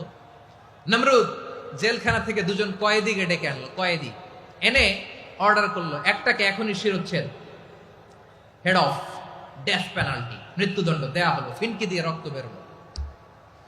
নমরুদ বলে, দেখো দুজনকে ধরে আনলাম, একজন কয়েদিকে দিলাম ডেথ পেনাল্টি, মৃত্যুদণ্ড, ওরে মৃত্যু দিলাম। আরেকজন যে দাঁড়িয়ে আছে, চাইলে ওরেও আমি মৃত্যুদণ্ড দিতে পারি, কিন্তু না, ওরে আমি দিব না, ওরে আমি বাঁচাইয়া দিলাম, ছেড়ে দিলাম, মানে জীবন দিলাম। দেখো ইব্রাহিম, তোমার চোখের সামনে একজনরে মৃত্যু দিলাম, আর একজনরে জীবন দিলাম। আপাত দৃষ্টিতে তাই তো, একজনরে তো জীবন দিল, আরেকজনরে মৃত্যু দিল। সাইয়েদনা ইব্রাহিম এবার বিপাকে পড়ে গেলেন। কিন্তু এক একজন নবীকে আল্লাহ এমন উইজডম, বিচক্ষণতা দিয়ে এই জমিনে পাঠিয়েছেন। মুহূর্তের মধ্যে আল্লাহর খলিল ইব্রাহিম বললেন, ফাইন্নাল্লাহা ইয়াতি বিশ-শামসি মিনাল মাশরিকি ফাতি বিহা মিনাল মাগরিব ফাবুহিতাল্লাযী কাফার। আল্লাহর খলিল ইব্রাহিম বললেন, নমরুদ বুঝলাম তুমি জীবন দাও, মৃত্যু দাও, দেখলাম, কিন্তু আমার রব, আমার আল্লাহ প্রতিদিন সকালবেলা উষা লগ্নে ওই পূর্ব দিগন্ত থেকে সূর্যটাকে উদিত করেন, সাঁঝের বেলা, বিকেল বেলা, কুথুরি লগ্নে, সন্ধ্যা বেলা ওই দ্বিপ্রহরের জল জলে সূর্যটাকে পশ্চিম দিগন্তে ডুবিয়ে দেন। মানে সকালবেলা পূর্ব দিক থেকে উদিত করা সূর্যটাকে পশ্চিম দিকে বিকেলে তিনি ডুবিয়ে দেন। তুমি যদি পারো ওই সূর্যটাকে পশ্চিম দিক থেকে উদিত করে পূর্ব দিকে ডুবিয়ে দাও। সুবহানাল্লাহ পড়বেন না? দেখেন, ইনস্ট্যান্ট ইন্টেলেক্ট, মুহূর্তে বিচক্ষণতা, উইজডম কাকে বলে? নমরুদ পারবে? নমরুদের বাপ পারবে? ওর দাদা, ওর 14 গোষ্ঠী, গোটা বিশ্বের সব ক্ষমতাধর রাষ্ট্রনায়করা একসাথে হলে পারবে? ফাবুহিতাল্লাযী কাফার পারে নাই, ব্যর্থ হয়েছে। এবার তেলে বেগুনে জ্বলে উঠেছে, রেগে মেগে আগুন বলে, ফালকুহু ফিল জাহিম। ওর সাথে তর্ক নাই, না পেরে এবার এটারে আগুনে ফেলা। বিশাল বিশাল গাছ কেটে লাকড়ি এনে আগুনের কুণ্ডলি বানানো হলো, দাও দাও দাও দাও করে আগুন জ্বলে। আল্লাহর খলিল ইব্রাহিমকে আগুনে নিক্ষেপ করা হবে। আল্লাহর খলিল সাইয়েদনা ইব্রাহিমের হাতের মধ্যে রশি দিয়ে টাইট করে বাঁধা হলো। পায়ের মধ্যেও টাইট করে রশি দিয়ে বাঁধা হলো। আল্লাহর খলিল ইব্রাহিমকে আগুনের কুণ্ডলীর মধ্যে ফেলা হবে। অমিয়া, আপনি যে বিপদের কারণে ভয় পান, হতাশ হন, এটা কোনো বিপদ ওনার বিপদের সামনে? পটুয়াখালী আওয়াজ করে বলুন, সৈয়দনা খলিল ইব্রাহিমের বিপদের সামনে আমাদের বিপদগুলো কোনো বিপদ? এটা কোনো বিপদই না, এটা কোনো বিপদই না। হাত পা বেঁধে টাইট করে নিক্ষেপ করা হবে, সিম্পলি ফেলা যাবে না, কারণ দাও দাও করে দ্য ব্লেজিং ফায়ার, এমন আগুনের কুণ্ডলী কাছে যাওয়া যায় না, আগুনের উত্তাপে নিক্ষেপ করা হবে। হাতে রশি বেঁধে পায়ে রশি বেঁধে আল্লাহর খলিল ইব্রাহিম আলাইহিস সালামকে আগুনের মধ্যে নিক্ষেপ করা হবে। আহা, এটার বলে অগ্নি পরীক্ষা। উনি অগ্নি পরীক্ষার সম্মুখীন হয়েছেন। এজন্য কঠিন পরীক্ষাকে আমরা অগ্নি পরীক্ষার সাথে তুলনা করি, ঠিক কিনা? সাইয়েদনা জিবরাইল এসে বললেন, ও আল্লাহর খলিল, ওরা তো আপনার হাতও বেঁধে ফেললো, পাও বেঁধে ফেললো, নড়াচড়ার সুযোগ নাই, বলেন আমি জিবরিল ফেরেশতা আপনার জন্য কি করতে পারি? আল্লাহর খলিল ইব্রাহিম বলেন, ও জিবরাইল, তোমার কাছে আমার কোনো চাওয়া পাওয়া নাই। সুবহানাল্লাহ বলেন। তোমার কাছে বলার কিছু নাই, তোমার সাহায্যের আমার দরকার নাই। সাইয়েদনা ইব্রাহিম আলাইহিস সালামকে হাতে পায়ে রশি বেঁধে হাত পা বাঁধা অবস্থায় জ্বলন্ত অগ্নিকুণ্ডে যখন নমরুদের দলবল নিক্ষেপ করবে, আল্লাহর খলিল কিভাবে নিজেকে আল্লাহর কাছে সঁপে দিয়েছেন, পটুয়াখালীর ভাইরা খেয়াল করে শুনুন। হাত পা বেঁধে আল্লাহর খলিলকে যখন নিক্ষেপ করা হবে, তিনি মুখ ফুটে বলে ফেললেন, হাসবুনাল্লাহু ওয়া নি'মাল ওয়াকিল। হাসবুনাল্লাহু ওয়া নি'মাল ওয়াকিল, আমার জন্য আল্লাহই যথেষ্ট, আমার জন্য আল্লাহই যথেষ্ট। তিনি আমার সবচেয়ে বড় গার্ডিয়ান, তিনি আমার সবচেয়ে বড় অভিভাবক। জিব্রাইলের সাহায্যে অফারকে ফিরিয়ে দিলেন, দুনিয়ার বুকে কারো কাছে কিছু বলেন নাই, মুখ ফুটে বলেছেন হাসবুনাল্লাহ। ও আমার পটুয়াখালীর প্রাণের ভাইয়েরা, খেয়াল রাখবেন, কোন বান্দা তার হাতে থাকা সব চেষ্টাটুকুন করার পরে মুখ ফসকে মুখ দিয়ে যখন বলে ফেলে হাসবুনাল্লাহ, বান্দা যখন হাসবুনাল্লাহ বলে ফেলে, ওই ব্যাপারটা ডিল করার দায়িত্ব স্বয়ং আল্লাহ আরশের উপর থেকে নিয়ে নেয়। আপনি যখন বলে ফেলবেন হাসবুনাল্লাহ, এটা ডিলিং করবে কে তখন? চিল্লায় বলেন না, তিনি কে? বান্দা তার সাধ্যের সবটুকু চেষ্টার পরে নতজানু হয়ে যখন বলবে হাসবুনাল্লাহ, আল্লাহ তুমি আমার জন্য যথেষ্ট, নি'মাল ওয়াকিল, তুমি আমার শ্রেষ্ঠ অভিভাবক, তখন তার কি দরকার না দরকার এটা ডিল করে স্বয়ং আল্লাহ। নিক্ষেপ করা হলো সাইয়েদনা ইব্রাহিমকে অগ্নিকুণ্ডলিতে। হাজার হাজার মানুষের দৃশ্য দেখার জন্য জড়ো হয়েছে এরকম বিশাল ময়দানে। কিন্তু কি অবাক করা ঘটনা, সবাই ভয় পাচ্ছিল, না জানি কি হয়ে যায়। আল্লাহর খলিলকে যখন আগুনের কুণ্ডলিতে নিক্ষেপ করা হয়, আল্লাহর খলিল ইব্রাহিম আগুনের কুণ্ডলীর মধ্যে বসে বসে মানুষগুলোর দিকে তাকিয়ে হাসতে শুরু করে দেয়। কারণ আকাশ থেকে রব্বুল আলামিন স্পেশাল ভার্ডিক্ট নাজিল করেছেন, স্পেশাল হুকুম জারি করেছেন, কুলনা ইয়া নারু কুনি বারদান ওয়া সালামান আলা ইব্রাহিম। ও আগুন, খবরদার, সৃষ্টির শুরু থেকে তোকে একটা ধর্ম আমি বাতলে দিয়েছিলাম, তোর ধর্ম, আগুনের ধর্ম হলো যা পাবে জ্বালিয়ে সারখার করবে। আল্লাহ বলল, ও আগুন, তোর ধর্ম দিয়েছিলাম, তুই সব জ্বালিয়ে পুড়িয়ে সারখার করে দিবি, কিন্তু ক্ষণিকের জন্য আমি তোর জ্বালিয়ে দেওয়ার ক্ষমতাটাকে কেড়ে নিলাম, জ্বালিয়ে ভস্ম করে দেওয়ার ক্ষমতা আমি কেড়ে নিলাম। কুনি বারদান, ঠান্ডা হয়ে যা, কিন্তু এত বেশি ঠান্ডা হবি না আবার আমার ইব্রাহিমের জন্য সর্দি লেগে না যায়। সুবহানাল্লাহ, এত আস্তে বললে হবে? কুনি বারদান, বার্দ মানে বরফ, ঠান্ডা, ঠান্ডা হ, কিন্তু এত ঠান্ডা হবি না যাতে আমার ইব্রাহিমের কষ্ট হয়। আগুন বলে, আল্লাহ একবার বললাম ঠান্ডা হ, আবার বলো এত ঠান্ডা হবি না যাতে খলিলের সর্দি না লাগে। কেমন ঠান্ডা হব, কেমন এনভায়রনমেন্ট তৈরি করে দেব বলো? আল্লাহ বললেন, সালামান আলা ইব্রাহিম, আমার খলিল, আমার কলিজা, আমার ইব্রাহিমের জন্য তুই জান্নাতের গুল বাগিচা হয়ে যা। ও ভাই, নবী মুসার মতো ঈমান হলে রাস্তা হবে সাগর জলে, নবী ইউসুফের মতো ঈমান হলে একে একে দরজা খোলে। নবী ইব্রাহিমের মতন ঈমান যদি আজও থাকে বিদ্যমান, অগ্নিকুণ্ডে দেখতে পাবে খুবসুরতে ফুল ভাগা। কুলনা ইয়া নারু কুনি বারদান ওয়া সালামান আলা ইব্রাহিম। বান্দা যখন মুখ দিয়ে বলে হাসবুনাল্লাহ, আমার আল্লাহ আমার জন্য যথেষ্ট, এই বলে যখন নিজেকে সঁপে দেয়, তার কি লাগবে ওই দায়িত্ব স্বয়ং নিয়ে নেয় কে? সবাই বলেন স্বয়ং নিয়ে নেয় কে? তাহলে আমার প্রিয় ভাইরা, বিপদের শুরুতেই আমরা বলবো ইন্না লিল্লাহ। শুরুতে কি বলবো? এরপরে যেই বাক্যটা পড়ে নিজের পরিস্থিতিকে আল্লাহর দরবারে সঁপে দিব, সেটা হচ্ছে হাসবুনাল্লাহ। সেটা কি? বিষ্ণু বলেন লা ইয়াজালু লিসানুকা রাতাবান মিন যিকরিল্লাহ। সব সময় আল্লাহর স্মরণ দিয়ে, জিকির দিয়ে জিহ্বাটারে সিক্ত রাখো। আর শয়তানু জাসিমুন আলা কলবি ইবনে আদম। শয়তান বনি আদমের কলবে খামচি মেরে বসে থাকে। ফাইদা যাকারাল্লাহ খালাসা। মানুষ যখন আল্লাহর স্মরণ করে, জিকির করে, শয়তান দৌড়ে পালায়। ওয়া ইদা গাফালা ওয়াসওয়াসা। যখনই বনি আদম গাফেল হয়, তখনই শয়তান তার হৃদয়ে ওয়াসওয়াসা দেয়। এজন্য বিপদে পড়লে ইন্না লিল্লাহ, নিজের সব টুকুন করার পরে, নিজের রোল প্লে করার পরে নিজেকে আমরা কি বলে সঁপে দিব? সবাই বলেন, সবাই বলতে হবে। আরো জোরে বলে, মনে থাকবে? বিপদে পড়লে প্রথমে ইন্না লিল্লাহ, এরপরে নিজেকে যখন সঁপে দিব তখন হাসবুনাল্লাহ। এরপরে কঠিন বিপদ যদি যখন বিশ্বনবী পড়তেন, তখন কি করতেন? এমন বিপদ মাঝে মাঝে হয় না, দেয়ালে পিঠ থেকে যায়, চোখে মুখে অন্ধকার, কি করব দিশা খুঁজে পাই না, এরকম হয় কখনো? হ্যাঁ, আপনাদের হয়? হয় না? তো জান্নাতে আছেন আপনারা। হয় হয় এরকম হয়েছে না যে দেয়ালে পিঠ থেকে গেছে, চোখে মুখে অন্ধকার, কই যাব, কি করব, বাঁচানোর কেউ না, এরকম হয়েছে কখনো আপনাদের? যদি হয় তাইলে এটার সলিউশন বলবো, না হইলে তো এগুলো বলে লাভ নাই। হয় হয় হয় বিশ্বনবী এরকম কঠিন বিপদে পড়েছেন জীবনের কিছু কিছু মুহূর্তে।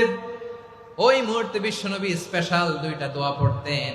এই দোয়াগুলো আপনাদেরকে জানিয়ে দেয়। বিশ্বনবী বলেন, কঠিনতম বিপদে যখন পড়বা, দেয়ালে পিঠ থেকে যায়, চোখে মুখে অন্ধকার, বাঁচার কোনো উপায় নাই, তখন পড়বা লা ইলাহা ইল্লা আনতা সুবহানাকা ইন্নী কুনতু মিনাজ জালিমিন।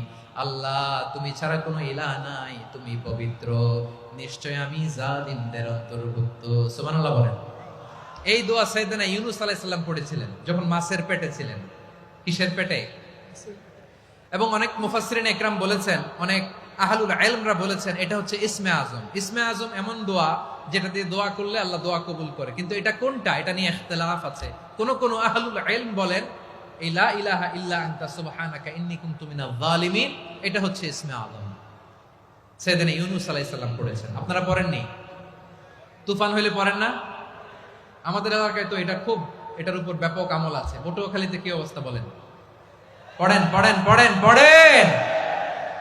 একটা গল্প শুনেছিলাম, পাক হানাদার বাহিনী যখন বাংলাদেশে অ্যাটাক করত, ৭১ সালের ঘটনা বলতেছে, আমরা তো দেখি নাই, শুনছি আর কি। ৭১ যদি দেখতাম, এতদিনে রাজাকার হয়ে যেতাম। আল্লাহ আমাদেরকে বাঁচাই দিছে, আল্লাহর মেহেরবানি, ঠিক কিনা বলেন? মন মতো হইলে মুক্তিযোদ্ধা, মন মতো না হইলে রাজাকার। কত কিছু দেখলাম এই শাহবাগের বুকে। আল্লাহ, ৭১ সালে দেখি নাই, আমরা শুনেছি। পাক হানাদার বাহিনী জিজ্ঞেস করত মুসলিম না অমুসলিম চেক করার জন্য, বলতো কালেমা বল, কালেমা বাতাও। তো যারা কালেমা বলতে পারতো, পাকিস্তানি বাহিনী নাকি ওদেরকে ছেড়ে দিত, শুনেছি। তো একজনকে, এক বাঙালিরে পেয়ে তার মাথার মধ্যে বন্দুকর নল ধরে বলতেছে, কালেমা বল সালে, কালেমা বাতা, কালেমা বল। তো ভয়ের চোটে এই দোয়া পড়া শুরু করছে। ও পড়তেছে লা ইলাহা ইল্লা আনতা সুবহানাকা ইন্নী কুনতু মিনাজ জালিমিন। পাকিস্তানি বলে সালে ইয়ে তো মুসিবত কা কালেমা है। বাঙালি কয় হাম তো ভি মুসিবত মে है। পাকিস্তানি বলে বেটা কোন দোয়া বললি, এটা তো মুসিবতের কালেমা। কয় আমিও তো মুসিবতে আছি। আমার মাথার মধ্যে বন্দুক ধরে তুমি আমারে কালেমা জিজ্ঞেস করো, এখন কোনটা কালিমা আর কোনটা কি, তো আমার হুশ আছে নাকি? প্রিয় ভাইরা, আসলে এটা দুআউল মুসিবা, বিপদে পড়লে এ দোয়া পড়তে হয়। লা ইলাহা ইল্লা আনতা সুবহানাকা ইন্নী কুনতু মিনাজ জালিমিন। এটা পড়বেন আপনারা। এই দোয়া পড়ে সাইয়েদনা ইউনূস আলাইহিস সালাম মাছের পেট থেকে রক্ষা পেয়েছিলেন। রক্ষা করেছিল কে? তুমি ইউনূস নবীরে যখন খাইলো মাছেতে গিলিয়া, ফেরেশতা পাঠাইয়া দিলে ইসমে আজম দিয়া, প্রাণে ছিল যাহার ভয় সেথা পাইল আশ্রয়, প্রাণে ছিল যাহার ভয় সেথা পাইল আশ্রয়, মাছের পেট হতে সে যে পেল পরিত্রাণ। আল্লাহু আল্লাহু তুমি জাল্লে জালালুহু, শেষ করা তো যায় না গে তোমার গুণগান। আল্লাহু আল্লাহু, সুবহানাল্লাহ পড়ে। লা ইলাহা ইল্লা আনতা সুবহানাকা ইন্নী কুনতু মিনাজ জালিমিন। বিশ্বনবী বললেন, দেয়ালে পিঠ থেকে গেলে, চোখে মুখে অন্ধকার, বাঁচার কোনো উপায় নাই, তখন এই দোয়াটা পড়তে হবে। এই দোয়া পড়ে আল্লাহর কাছে ফরিয়াদ করলে বিপদ মুক্ত করবেন কে? কেন এই দোয়াটা আল্লাহর কাছে বড্ড প্রিয় জানেন আমার ভাইয়েরা? কারণ এই দোয়ার মধ্যে তিনটা জিনিস আছে। আমি যেরকম আঙ্গুল উঁচু করেছি এরকম করেন তো। তিনটা। কয়টা? তিনটা। এক নম্বরে হচ্ছে তাওহীদ, দুই নম্বরে তাসবিহ, তিন নম্বরে তাকরীর। আই রিপিট, আবারও বলছি, এক নম্বরে তাওহীদ, দুই নম্বরে তাসবিহ, তিন নম্বরে তাকরীর। এই দোয়াটা আল্লাহর কাছে এত পছন্দনীয় কারণ এ দোয়ার প্রথম অংশে আছে তাওহীদ, আল্লাহর একত্ববাদের ঘোষণা। লা ইলাহা ইল্লা আনতা, ও আল্লাহ আপনি ছাড়া কোনো ইলাহ নাই, উপাস্য নাই। এই কথা বললে আল্লাহ বড্ড খুশি হয়ে যায়। সুবহানাল্লাহ পড়েন। এ দোয়ার দ্বিতীয় অংশে আছে তাসবিহ, মানে আল্লাহর প্রশংসা, প্রশংসা সূচক বাণী। সুবহানাক সুবহানাক সুবহানাক, ও আল্লাহ আমি আপনার পবিত্রতা ঘোষণা করছি। সুবহানাক, এই কথা শুনলেও আল্লাহ খুশি হয়ে যায়। সুবহানাল্লাহ পড়েন। এই দোয়ার তৃতীয় অংশে আছে তাকরীর। তাকরীর মানে পাপের স্বীকৃতি। তাকরীর মানে কি? তাকরীর মানে পাপের স্বীকৃতি। এই দোয়ার তৃতীয় অংশে আছে ইন্নী কুনতু মিনাল জালিমিন, ও আল্লাহ আমি জালিমদের অন্তর্ভুক্ত। আল্লাহ আল্লাহ আমি জালেম, আল্লাহ আমি ভুল করেছি, অন্যায় করেছি, আল্লাহ আমি জালেমদের অন্তর্ভুক্ত। এই পাপের স্বীকৃতি, অ্যাকনোলেজমেন্ট আল্লাহ বড্ড পছন্দ করে। যখন আল্লাহর কাছে আপনি ছোট হবেন, ছোট হতে হতে যত ছোট হবেন, ওই দৃশ্যটা দেখতে আল্লাহ বড্ড পছন্দ করে। সুবহানাল্লাহ বলেন। তিন নম্বর অংশ ইন্নী কুনতু মিনাজ জালিমিন, আল্লাহ আমি জালেমদের অন্তর্ভুক্ত। সাইয়েদনা আদম আলাইহিস সালাম ভুল করে যখন নিষিদ্ধ গাছের ফুল খেয়ে ফেললেন, ফল খেয়ে ফেললেন, আল্লাহ বললেন আদম ক্ষমা পেতে চাইলে তুমি আর হাওয়া মিলে স্বীকৃতি দাও, পাপের স্বীকৃতি আর পড়ো। রব্বানা যালামনা আনফুসানা ওয়া ইল্লাম তাগফির লানা ওয়া তারহামনা লানাকুনান্না মিনাল খাসিরিন। ও আল্লাহ আমি আদম আর হাওয়া যালামনা আনফুসানা, আমরা আমাদের নফসের উপর বড্ড জুলুম করেছি। আল্লাহ ওয়া ইল্লাম তাগফির লানা ওয়া তারহামনা, আপনি যদি ক্ষমা না করেন, আপনি যদি দয়া পরবশ না হন, আপনি যদি রহম না করেন, আমরা তো ক্ষতিগ্রস্তদের মধ্যে শামিল হয়ে যাব। এই দোয়া করার সাথে সাথে সাইয়েদনা আদম আর হাওয়া আলাইহিস সালামকে ক্ষমা করে দিলেন কে? তাহলে এই দোয়ার তিন নম্বর অংশ তাকরীর, এটা আল্লাহ বড্ড পছন্দ করে। আমার কলিজার টুকরা ভাইয়েরা, গুনাহ করে শিকার যেতে হবে, এটা আল্লাহ ভালোবাসেন। সাইয়েদনা আবু বকর রাদিয়াল্লাহু তাআলা আনহু বিষ্ণু ইসা ইসলামকে বললেন, ইয়া রাসূলুল্লাহ আল্লিমনি দুআআন আদউ বিহি ফি সালাতি, নবী হে আপনি আমার এমন একটা স্পেশাল দোয়া শিখায়া দেন যে দোয়াটা আমি নামাজে পড়ব। নবী বললেন, তাহলে তুমি পড়ো আল্লাহুম্মা ইন্নী যালামতু নাফসি যুলমান কাসীরান ওয়া লা ইয়াগফিরুয যুনুবা ইল্লা আনতা ফাগফিরলি মাগফিরাতাম মিন ইনদিকা ওয়ারহামনি ইন্নাকা আনতাল গফুরুর রহিম। সুবহানাল্লাহ। সালাম ফিরানোর আগে পড়েন, কথা কয় না, পড়েন পড়েন। ও আবু বকর, নামাজে যদি দোয়া করতে মনে চায় এই দোয়াটা পড়বা, আল্লাহুম্মা ইন্নী যালামতু নাফসি, আল্লাহ জুলুম করেছি আমার নফসের উপর, যুলমান কাসীরা, অনেক জুলুম, ওয়া লা ইয়াগফিরুয যুনুবা ইল্লা আনতা, আপনি ছাড়া এই জুনুব, এই পাপ ক্ষমা করার দ্বিতীয় কোনো রব নাই। আছে? আল্লাহ ছাড়া আমাদের গুনাহ আর কে কে ক্ষমা করতে পারে বলেন তো? কে পারে? কে? এজন্য আল্লাহরে বলবেন, আল্লাহ আমি ছাড়া তোমার গোলামের অভাব নাই। ও আমার রব, আমি ছাড়া এই জমিনের বুকে তোমার গোলামের অভাব নাই, কিন্তু তুমি ছাড়া তো আমার দ্বিতীয় কোনো রব নাই। পারবেন বলতে? পারবেন? চোখের পানি ছেড়ে আল্লাহরে বলবেন, আল্লাহ তুমি আমার রব, তুমি আমার সব। কি বলবেন? আল্লাহ আমারে রব। সবাই বলুন, আল্লাহ আমারে রব,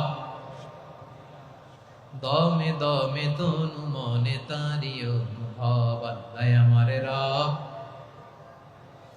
আল্লাহরে বলেন, আল্লাহ তুমি আমার রব, তুমি আমার সব।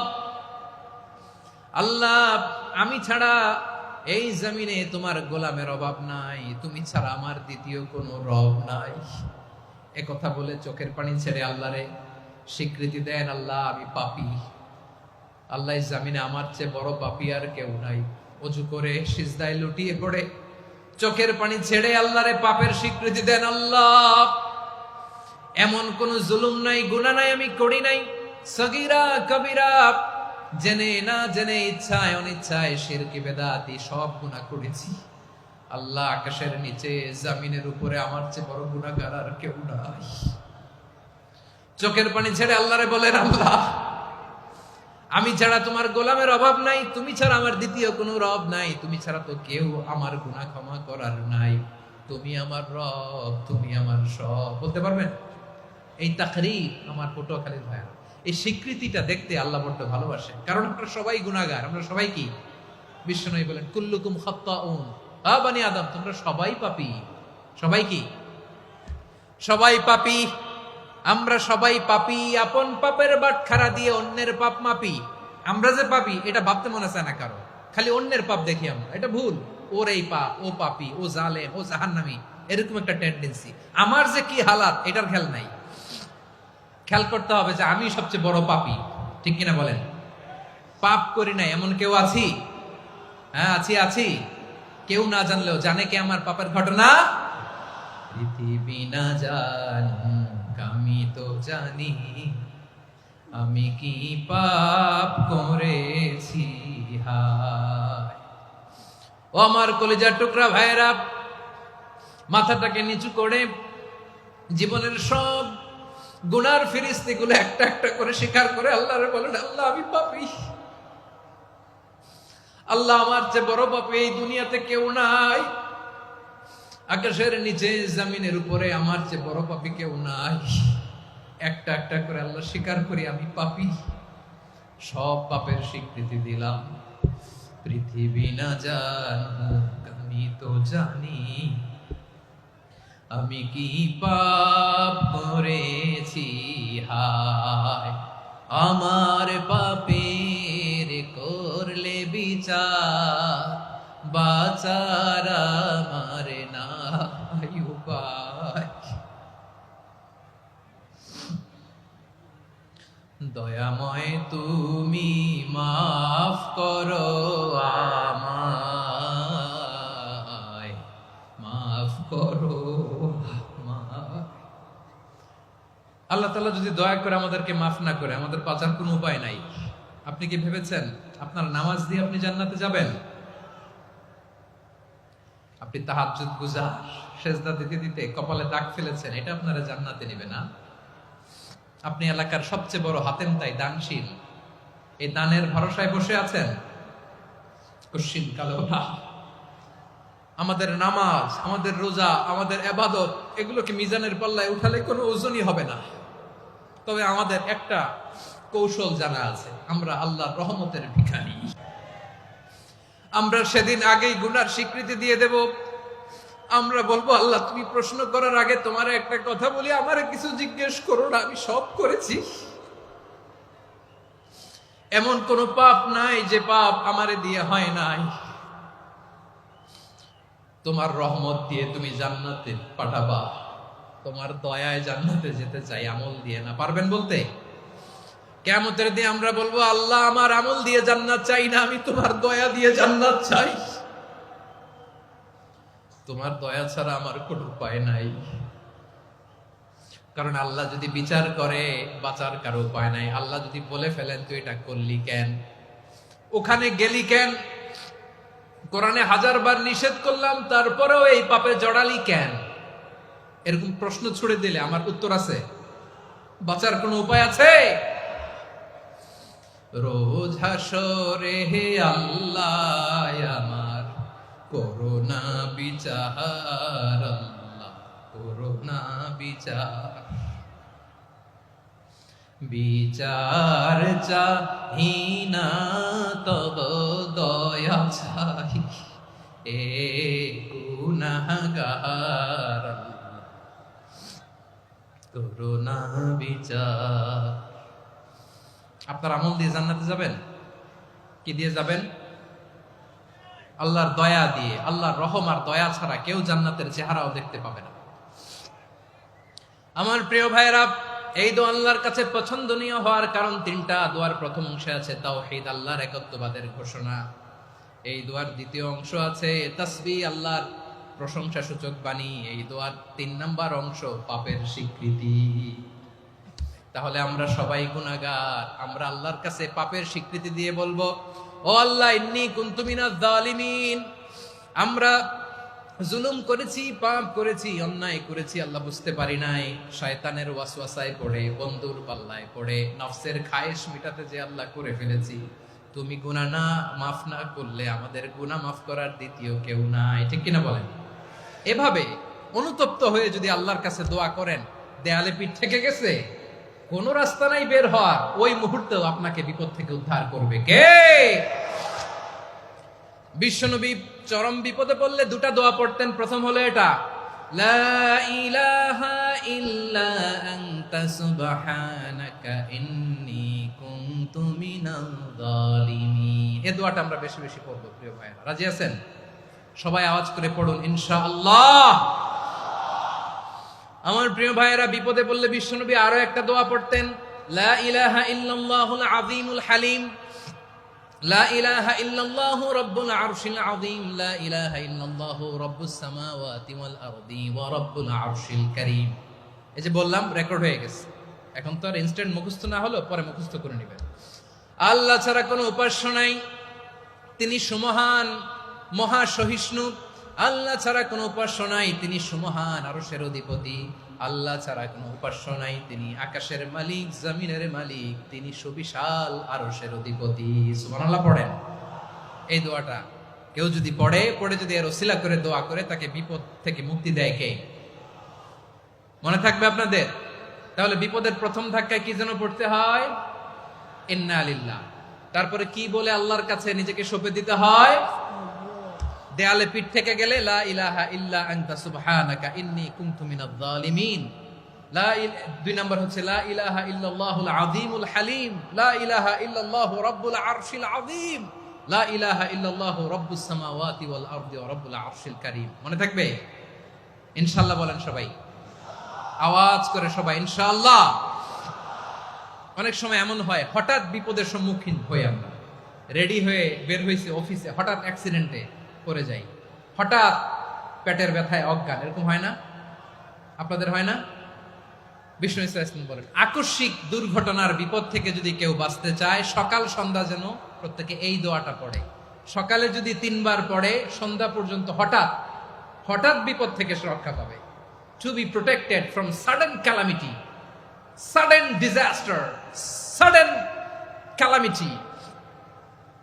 হঠাৎ বিপদ, হঠাৎ ভয়ঙ্কর কোন আকস্মিক বিপদ থেকে আল্লাহ বাঁচায় দিবে। সকালে পড়লে সন্ধ্যা পর্যন্ত প্রোটেক্টেড, সন্ধ্যাবেলায় যদি 3 বার পরে সকাল পর্যন্ত প্রোটেক্টেড। সুবহানাল্লাহ পড়ে। দোয়াটা কি? দোয়াটা হচ্ছে বিসমিল্লাহিল্লাযী লা ইয়াদুররু মা ইসমিহি শাইউন ফিল আরদি ওয়ালা ফিস সামাই ওয়া হুয়াস সামিউল আলিম। ছোট না? অনেক ছোট, মুখস্থ করবেন। বিসমিল্লাহিল্লাযী লা ইয়াদুররু মা ইসমিহি শাইউন ফিল আরদি ওয়ালা ফিস সামা। ওই আল্লাহর নাম নিচ্ছি, যে আল্লাহর নামের বরকতে আকাশ জমিনের কোনো কিছু কারো কোনো ক্ষতি সাধন করতে পারে না। তিনি সর্বশ্রোতা, সর্বজ্ঞ। সুবহানাল্লাহ পড়েন। পড়বেন এই দোয়াটা, বিসমিল্লাহিল্লাযী লা ইয়াদুররু মা ইসমিহি শাইউন ফিল আরদি ওয়ালা ফিস সামাই ওয়া হুয়াস সামিউল আলিম।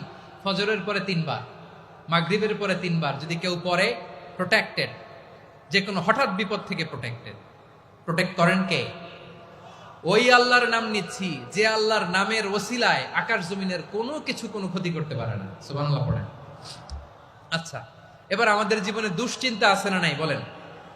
Tension, hyper tension, anxiety, depression, চিন্তা টেনশন নাই এরকম কে কে আছে দেখি, হাত তোলেন। ওই যে হাত তুলছে এক আল্লাহর ওলি, ওই যে টেনশন নাই তোমার, মাশাআল্লাহ। ও না বুঝে তুলছে, জোকের চোটে, জোশের ঠেলায় ধাক্কায় তুলে ফেলছে। সবার জীবনে টেনশন আছে না নাই? এই দুশ্চিন্তা, পেরেশানি, মারাত্মক পেরেশানি থেকে মুক্তি পাওয়ার জন্য বিষ্ণু ইসলাম দুটো দোয়া পড়তেন। কয়টা? অনেকগুলো পড়তেন। স্পেশাল দুটো দোয়া আজকে আপনাদের শিখায়া যাব, শুনবেন না? কষ্ট হচ্ছে? সংক্ষিপ্ত মুনাজাত দিয়ে দেই। ওরে আল্লাহ, আমি তো 9:30 ক্রস করে ফেলছি মাসুদ ভাই, খেয়াল করে নেই। আরো কয়েক মিনিট? ঠিক আছে, ঠিক আছে। পেরেশানিতে পড়লে, টেনশনে পড়লে এই দোয়াটা, প্রিয় ভাইরা, বিষ্ণু ইসলাম যখন খুব বিপদে পড়তেন, দুশ্চিন্তা ওনাকে ঘিরে ধরতো, উনি পড়তেন ইয়া হাইয়ু ইয়া কাইয়ুম বিরহমাতিকা আস্তাগীথ, ইয়া হাইয়ু ইয়া কাইয়ুম বিরহমাতিকা আস্তাগীথ, ইয়া হাইয়ু ইয়া কাইয়ুম, হে শাশ্বত অবিনশ্বর, হে চিরঞ্জীব, বিরহমাতিকা আস্তাগীথ, তোমার রহমতের উসিলায় তোমার কাছে ফরিয়াদ করি। এটা পড়তেন। আবার আরেক বর্ণনায় এসেছে ইয়া হাইয়ু ইয়া কাইয়ুম বিরহমাতিকা আস্তাগীথ আসলিহ লি শা'নি কুল্লাহু ওয়ালা তাকিলনি ইলা নাফসি তারফাতা আইন। আসলিহ লি শা'নি কুল্লাহ, আল্লাহ আমার সবকিছু আপনি সেটেল করে দেন। আমাদের সব ঝামেলা সেটেল করে দিতে পারে কে? আমরা তো সেটেলমেন্টের জন্য এসপি সাহেবের কাছে যাই, ডিসি সাহেবের কাছে যাই, অমুক ভাইয়ের কাছে যাই, তমুক ভাইয়ের কাছে যাই। এই দোয়া পড়লে আরশের উপর থেকে আপনার ম্যাটার সেটেল করে দিবে কে? তাহলে পড়বেন ইয়া হাইয়ু, হে চিরঞ্জীব। হাইয়ু মানে চিরঞ্জীব, যিনি চিরকাল বেঁচে থাকবেন, মরবেন না। আল্লাহ মরবেন? তার কোনো লয় আছে? ক্ষয় আছে? সূরা রহমানে আল্লাহ বললেন কুল্লু মান আলাইহা ফানি ওয়া ইয়াবকা ওয়াজহু রাব্বিকা যুল জালালি ওয়াল ইকরাম ফাবিআইয়ি আলাই রাব্বিকুমা তুকাযিবান। জমিনে যা আছে সব ফান, ভ্যানিশ হয়ে যাবে, নিশ্চিহ্ন হয়ে যাবে, শেষ হয়ে যাবে, সব বিলুপ্ত হয়ে যাবে, একজন ছাড়া। জোরে বলেন তিনি কে? ইয়া হাইয়ু। আমার সাথে আওয়াজ করে পড়েন ইয়া হাইয়ু ইয়া কাইয়ুম ইয়া হাইয়ু ইয়া কাইয়ুম বিরহমাতিকা আস্তাগীথ আসলিহ লি শা'নি কুল্লা ওয়ালা তাকিলনি ইলা নাফসি তারফাতা আইন। এভাবে দোয়া করলে আপনাকে বিপদ মুক্ত করবে কে? এই দোয়াটা কেন পছন্দ আল্লাহর কাছে? কারণ এখানে আল্লাহর দুইটা সুন্দর নাম আছে, গুণবাচক নাম, আল হাই, আল কাইয়ুম। এই দুটো নাম আছে এখানে। আবার এই দুইটা আয়াতুল কুরসির অংশ। আয়াতুল কুরসির শুরুতে এটা আছে না নাই? হ্যাঁ, আছে না নাই? 3 নাম্বার কারণ, এটা ইসমে আজম। কোন দোয়াটা ইসমে আজম? যে দোয়া ওসিলায় দোয়া করলে আল্লাহ দোয়া ফেরায় না। অনেকগুলো মত আছে, সবচেয়ে ভ্যালিড মত হচ্ছে এটা, ইয়া হাইয়ু ইয়া কাইয়ুম। এর ওসিলা দিয়ে দোয়া করলে দোয়া কবুল করে কে? 2 নম্বরে বিশ্বনবী মারাত্মক বিপদে পড়লে আরেকটা দোয়া পড়তেন, আল্লাহুম্মা ইন্নী আবদুক। আগে দোয়াটা পড়ি, শুনেন। আল্লাহুম্মা ইন্নী আবদুক ওয়া ইবনু আবদিক ওয়া ইবনু আমাতিক নাসিয়াতি বিয়াদিক মাদিন ফিয়া হুকমুক আদলুন ফিয়া কাদাউক আসআলুকা বিকুল্লি ইসমিন হুয়া লাক সাম্মাইতা বিহি নাফসাক আও আনজালতাহু ফি কিতাবিক আও আল্লামতাহু আহাদাম মিন খালকিক أو استأثرت به في علم الغيب عندك أن تجعل القرآن ربيع قلبي ونور صدري وجلاء حزني وذهاب همي। سبحان الله পড়েন। বিশ্বনবী বলতেন আল্লাহুম্মা ইন্নী আবদুক, ও আল্লাহ আমি আপনার গোলাম, ওয়া ইবনু আবদিক, গোলামের ঘরের গোলাম, ওয়া ইবনু আমাতিক, বাদীর ঘরের গোলাম। মানে আল্লাহ আমি আপনার গোলাম, আমার বাবা আব্দুল্লাহ ছিল আপনার গোলাম, আমার মা আমিনা ছিল আপনার বাদী। মানে আমরা গোলাম বংশের, সব গোলাম। নিজের এর চেয়ে আর ছোট করে আল্লাহর কাছে উপস্থাপন করা যায় আমার ভাইরা? কথা কি বুঝতেছেন? নিজেকে এর চাইতে ছোট, নগণ্য আর তুচ্ছ করে আল্লাহর সাথে প্রেজেন্ট করা যায়? বিশ্বনবী বললেন ও আল্লাহ আমি আপনার গোলাম, গোলামের ঘরের গোলাম, দাসীর ঘরের গোলাম, নাসিয়াতি বিয়াদিক, আমার মাথার চুলের ছুটি আপনার হাতের মুঠোয়। আপনি ডানে টান দিলে আমি ডানে যেতে বাধ্য, আপনি বাঁয়ে টান দিলে বাঁয়ে যেতে বাধ্য। সুবহানাল্লাহ বলেন। পিছনে দুই একজন ভাই দাঁড়ালেন কেন? হ্যাঁ, বসুন। জায়গা চেঞ্জ করতেছে, সেই দুপুর থেকে বসে আছে, আমি জানি। মাশাআল্লাহ, কেউ দু একজন বেরিয়েছে, গ্যাপ পূরণ করতেছে। মাশাআল্লাহ, পড়েন সুবহানাল্লাহ, আলহামদুলিল্লাহ, লা ইলাহা ইল্লাল্লাহ, মুহাম্মাদুর রাসূলুল্লাহ সাল্লাল্লাহু আলাইহি ওয়াসাল্লাম। বিশ্বনবী বললেন, আল্লাহ আমার মাথার চুলের ঝুঁটি আপনার হাতের মুঠোয়। আচ্ছা, এইভাবে কাকে ধরা হয়? যে খুব ছোট, ঠিক কিনা? নিজেকে কত ছোট করলেন বিশ্বনবী। ও আল্লাহ, আমার মাথার চুলের ঝুঁটি আপনার হাতের মুঠোয়, আপনি ডানে টানলে আমি ডানে যাব, বাঁয়ে টানলে বাঁয়ে যাব। আল্লাহ, আসআলুকা বিকুল্লি ইসমিন হুয়া লাক, নাসিয়াতি বিয়াদিক, মাদিন ফিয়া হুকমুক, আপনার নির্দেশ আমার উপর কার্যকর হবেই হবে। আদলুন ফিয়া কাদাউক, আপনার ফয়সালা, যেই ফয়সালাই আপনি আমার জন্য করেন এটাই ইনসাফ। সুবহানাল্লাহ বলেন। আমরা আল্লাহর ফয়সালায় সন্তুষ্ট হতে চাই না। কত কমপ্লেইন, আল্লাহ তুমি এটা দিলা না, ওইটা পাইলাম না, ওইটা হইল না রে, এরকম অভিযোগ, কমপ্লেইন আমাদের আছে না নাই?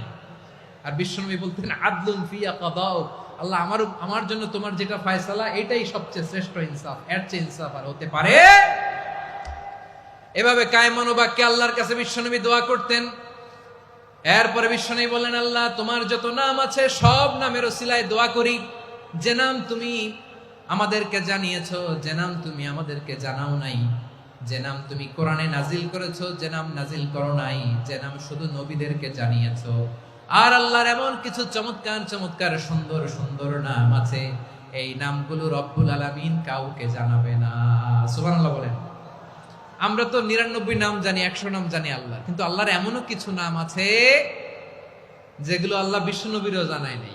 এগুলো আল্লাহ ইলমুল গায়বে রেখে দিয়েছেন। দোয়ার সময় বলবেন, আল্লাহ তোমার যেই নামগুলো জানি, যেগুলো জানি না, যেগুলো কোরআনে আছে, যেগুলো নাই, যেগুলো নবীরে খাস ভাবে জানাইছো ওগুলোর উসিলায়, যেগুলো কোনোদিন জানাবাও না, তোমার ওই নামের উসিলাও তোমার কাছে চাই। আল্লাহ কোরআনকে আমার হৃদয়ের বসন্ত বানাও, আমার বক্ষের জ্যোতি বানাও, আমার চিন্তা দুশ্চিন্তা তুমি দূর করে দাও।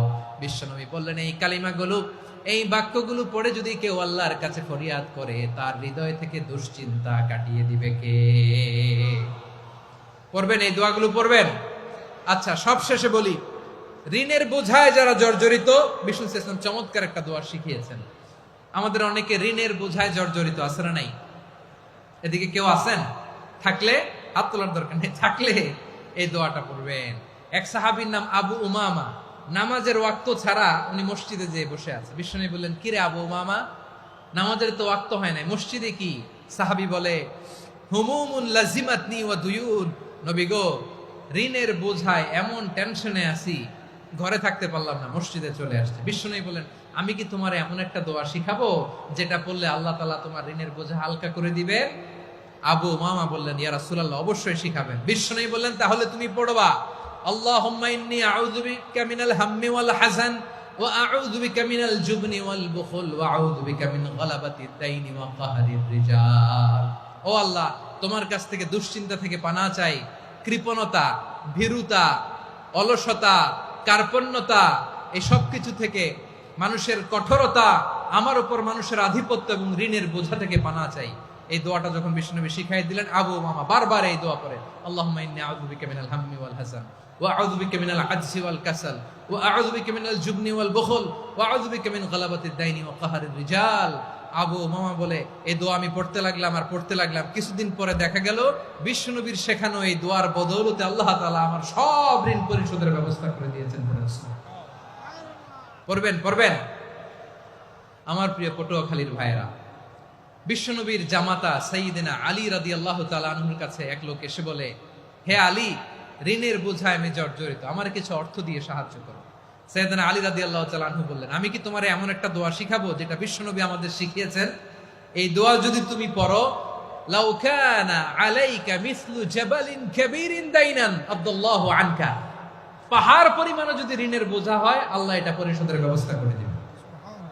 ছোট্ট একটা দোয়া বিশ্বনবী শিখালেন, বললেন তুমি পড়বা আল্লাহুম্মা কফিনি বিহালালিকা আন হারামিকা ওয়া আগনিনি বিফাদলিকা আম্মান সিওয়াক। মুখস্থ আছে? হ্যাঁ আছে। আল্লাহুম্মা কফিনি বিহালালিকা আন হারামিক, আল্লাহ তোমার হালাল দিয়ে আমাকে পরিতুষ্ট করো, হারাম থেকে বাঁচিয়ে রাখো, আর তোমার অনুগ্রহে মানুষের মুখাপেক্ষী যেন আমি না হই, আমি যেন সবসময় তোমার মুখাপেক্ষী হয়, ওই তৌফিক দিও। সুবহানাল্লাহ পড়েন। এই দোয়া বেশি বেশি পড়লে ঋণের বোঝা হালকা করে দিবে কে? তাহলে প্রিয় ভাইয়েরা, বিপদে পড়লেই প্রথমে কি পড়বেন? পটুয়াখালী ভুইলা গেছে। বিপদে পড়লেই প্রথমে ইন্না লিল্লাহ কি বলে নিজেকে আল্লাহর কাছে সঁপে দিতে হয়? হাসবুনাল্লাহ। চরম বিপদে দেয়ালে পিঠ থেকে গেছে, তখন লা ইলাহা ইল্লা আনতা সুবহানাকা ইন্নী কুনতু মিনাজ জালিমিন। এরপরে লা ইলাহা ইল্লাল্লাহুল আযীমুল হালিম, এই দোয়া। আকস্মিক বিপদ, হঠাৎ যেন কোনো বিপদ আমাকে পেয়ে না বসে, এটার জন্য বিসমিল্লাহিল্লাযী লা ইয়াদুররু মা ইসমিহি শাইউন ফিল আরদি ওয়ালা ফিস সামাই ওয়া হুয়াস সামিউল আলীম। সকালে 3 বার, রাতে 3 বার। আর মারাত্মক tension, hyper tension, anxiety, depression থেকে বাঁচার জন্য 2 দোয়া, ইয়া হাইয়্যু ইয়া কাইয়্যুম, ইয়া হাইয়্যু ইয়া কাইয়্যুম, মনে থাকবে? আর আল্লাহুম্মা ইন্নী আবদুক, এই দোয়া। ঋণ থেকে বাঁচার জন্য 2 দোয়া, আল্লাহুম্মা ইন্নী আউযু বিকা মিনাল হাম্মি ওয়াল হাযান, এটা। আর আল্লাহুম্মা কফিনি বিহালালিকা আন হারামিকা ওয়া আগনিনি বিফাদলিকা আম্মান সিওয়াক। আর সব সময় পড়ার জন্য একটা আমল দিয়ে যাই, উঠতে বসতে, অফিসে যাচ্ছেন, অফিস থেকে ফিরতেছেন, বসে আছেন, শুয়ে আছেন, ছোট্ট এক শব্দে আমরা যেন বেশি বেশি পড়ি আস্তাগফিরুল্লাহ। আওয়াজ করে আমার সাথে পড়ুন আস্তাগফিরুল্লাহ। আবার পড়ুন আস্তাগফিরুল্লাহ। আল্লাহ রাসূল সাল্লাল্লাহু আলাইহি ওয়াসাল্লাম বলেন, মান লাজিমাল ইস্তিগফার, যে সব সময় এরকম ইস্তিগফারের সাথে লেগে থাকে, জাআলাল্লাহু লাহু মিন কুল্লি দীকিন মাখরাজা, আল্লাহ তাআলা তাকে কোনো বিপদে আটকান না, সে জীবনে আটকাবে না। যে কোনো বিপদে আল্লাহ তার রাস্তা বের করে দিবে, way out, you will get a way out and solution. সুবহানাল্লাহ। ওয়া মিন কুল্লি হাম্মিন ফারাজা, দুশ্চিন্তা মুক্ত হবে। ওয়ায়ারযুকহু মিন হাইসু লা ইয়াহতাসিব, এমন জায়গা থেকে আল্লাহ রিজিকের বন্দোবস্ত করবে যেটা সে কল্পনাও করে নাই। আওয়াজ করে পড়েন সুবহানাল্লাহ। তাহলে মনে থাকবে আস্তাগফিরুল্লাহর কথা। সব শেষ কথা বলবো, সব শেষ আমার প্রিয় ভাইয়েরা। এটা গেল নিজের বিপদ। কিসের বিপদ? নিজে যদি বিপদে পড়েন। অন্যের বিপদ যদি দেখেন, এটার জন্য একটা দোয়া আছে। অনেক সময় আমরা দেখি হাসপাতালে ক্যান্সারের 3rd স্টেজে চলে গেছে, লোকটা হ্যাংলা হয়ে, চিকন হয়ে, হায়রে কি কষ্ট পায়, দেখি না? বিষ্ণু বলে, একটা দোয়া যদি কেউ অন্যের কোনো বিপদ দেখে পড়ে, ওই বিপদ তার জীবনে কখনো আসবে না। শুনবেন? শোনার আগ্রহ আছে? অনেক সময় হয় যে আমরা মহাসড়ক দিয়ে যখন চড়ি, দুর্ঘটনায়, আইরে আল্লাহ, দুর্ঘটনায় মানুষের মাথা একদিকে, দেহ আরেকদিকে, ব্লিডিং, এরকম হয় না? আল্লাহ তুমি হেফাজত করো। বিশ্বনবী বলেন, এই দুর্ঘটনা দেখে কেউ যদি এই দোয়াটা পড়ে, তার জীবনে সে কোনোদিন এরকম অ্যাক্সিডেন্টের সম্মুখীন হবে না। শুনবেন? বিশ্বনবী বলেন, অন্যের বিপদ দেখে কেউ যদি পড়ে, আলহামদুলিল্লাহিল্লাযী আফানি মিম্মা বতালাকা বিহি ওয়া ফাদ্দালানি আলা কাসীরিন মিম্মান খালাকা তাফদীলা, মানে প্রশংসা সে আল্লাহর, যে আল্লাহ তাআলা তোমাকে যেই জিনিস দিয়ে পরীক্ষা করেছে, আমাকে ওইটা থেকে বাঁচিয়ে দিয়েছে। তোমাকে আল্লাহ যেই বিপদে ফেলেছে, আমাকে ওই বিপদ থেকে তিনি মুক্ত রেখেছে, আর তার অনেক সৃষ্টির উপর আমাকে তিনি প্রাধান্য দিয়েছে। সুবহানাল্লাহ পড়েন। যে কোনো বিপদ, কারো ক্যান্সার দেখে যদি এই দোয়াটা আপনি বিশ্বাসের সাথে পড়েন, জীবনে কোনোদিন ক্যান্সার রোগে আক্রান্ত হবেন না। দুর্ঘটনা দেখে যদি পড়েন, ওই দুর্ঘটনা আপনাকে স্পর্শ করবে না। যে কোনো কারো বিপদ দেখে যদি কোনো বিশ্বাসী বান্দা এই দোয়া পড়ে, বিশ্বনবী বলেন, লাম ইউসিবহু যালিকাল বালা, ওই বিপদ তাকে আর ধরবে না। উফিয়া মিনহু মিন যালিকাল বালা কাইনাম মা কান, সে যতদিন হায়াত পাবে কোনোদিন ওই বিপদ তাকে স্পর্শ করবে না। এই দোয়াটা পড়তে রাজি আছেন আমার প্রিয় ভাইরা? তাহলে পুরো আলোচনার সেন্ট্রাল থিম হচ্ছে, আমাদের জীবনে বিপদ আসবে, কষ্ট আসবে, দুঃখ আসবে, কিন্তু বিপদে আপদে আমরা হাল ছেড়ে দিব না, হতাশ হব না। মুমিন হতাশ হয় না, নিরাশ হয় না, হাল ছেড়ে দেয় না। মুমিন ভরসা রাখে একজনের উপর। আওয়াজ করে বলুন, যিনি কে? বিপদে পড়লে আমাদেরকে উদ্ধার করে কে? আবার আমাদেরকে যদি কোনো নেয়ামত আল্লাহ দিতে চান, ওইটা কেড়ে নেওয়ার ক্ষমতা কারো আছে? তাহলে আমরা কানেক্টিভিটি বাড়াবো কার সাথে? আমাদের প্রার্থনার ফরিয়াদের হাত তুলবো কার কাছে? রাজি আছেন? পটুয়াখালীর ভাইয়েরা, মনে থাকবে কথাগুলো? আল্লাহ তাআলা আমাদের সবাইকে কথাগুলো বোঝার ও আমল করার তৌফিক দান করুন।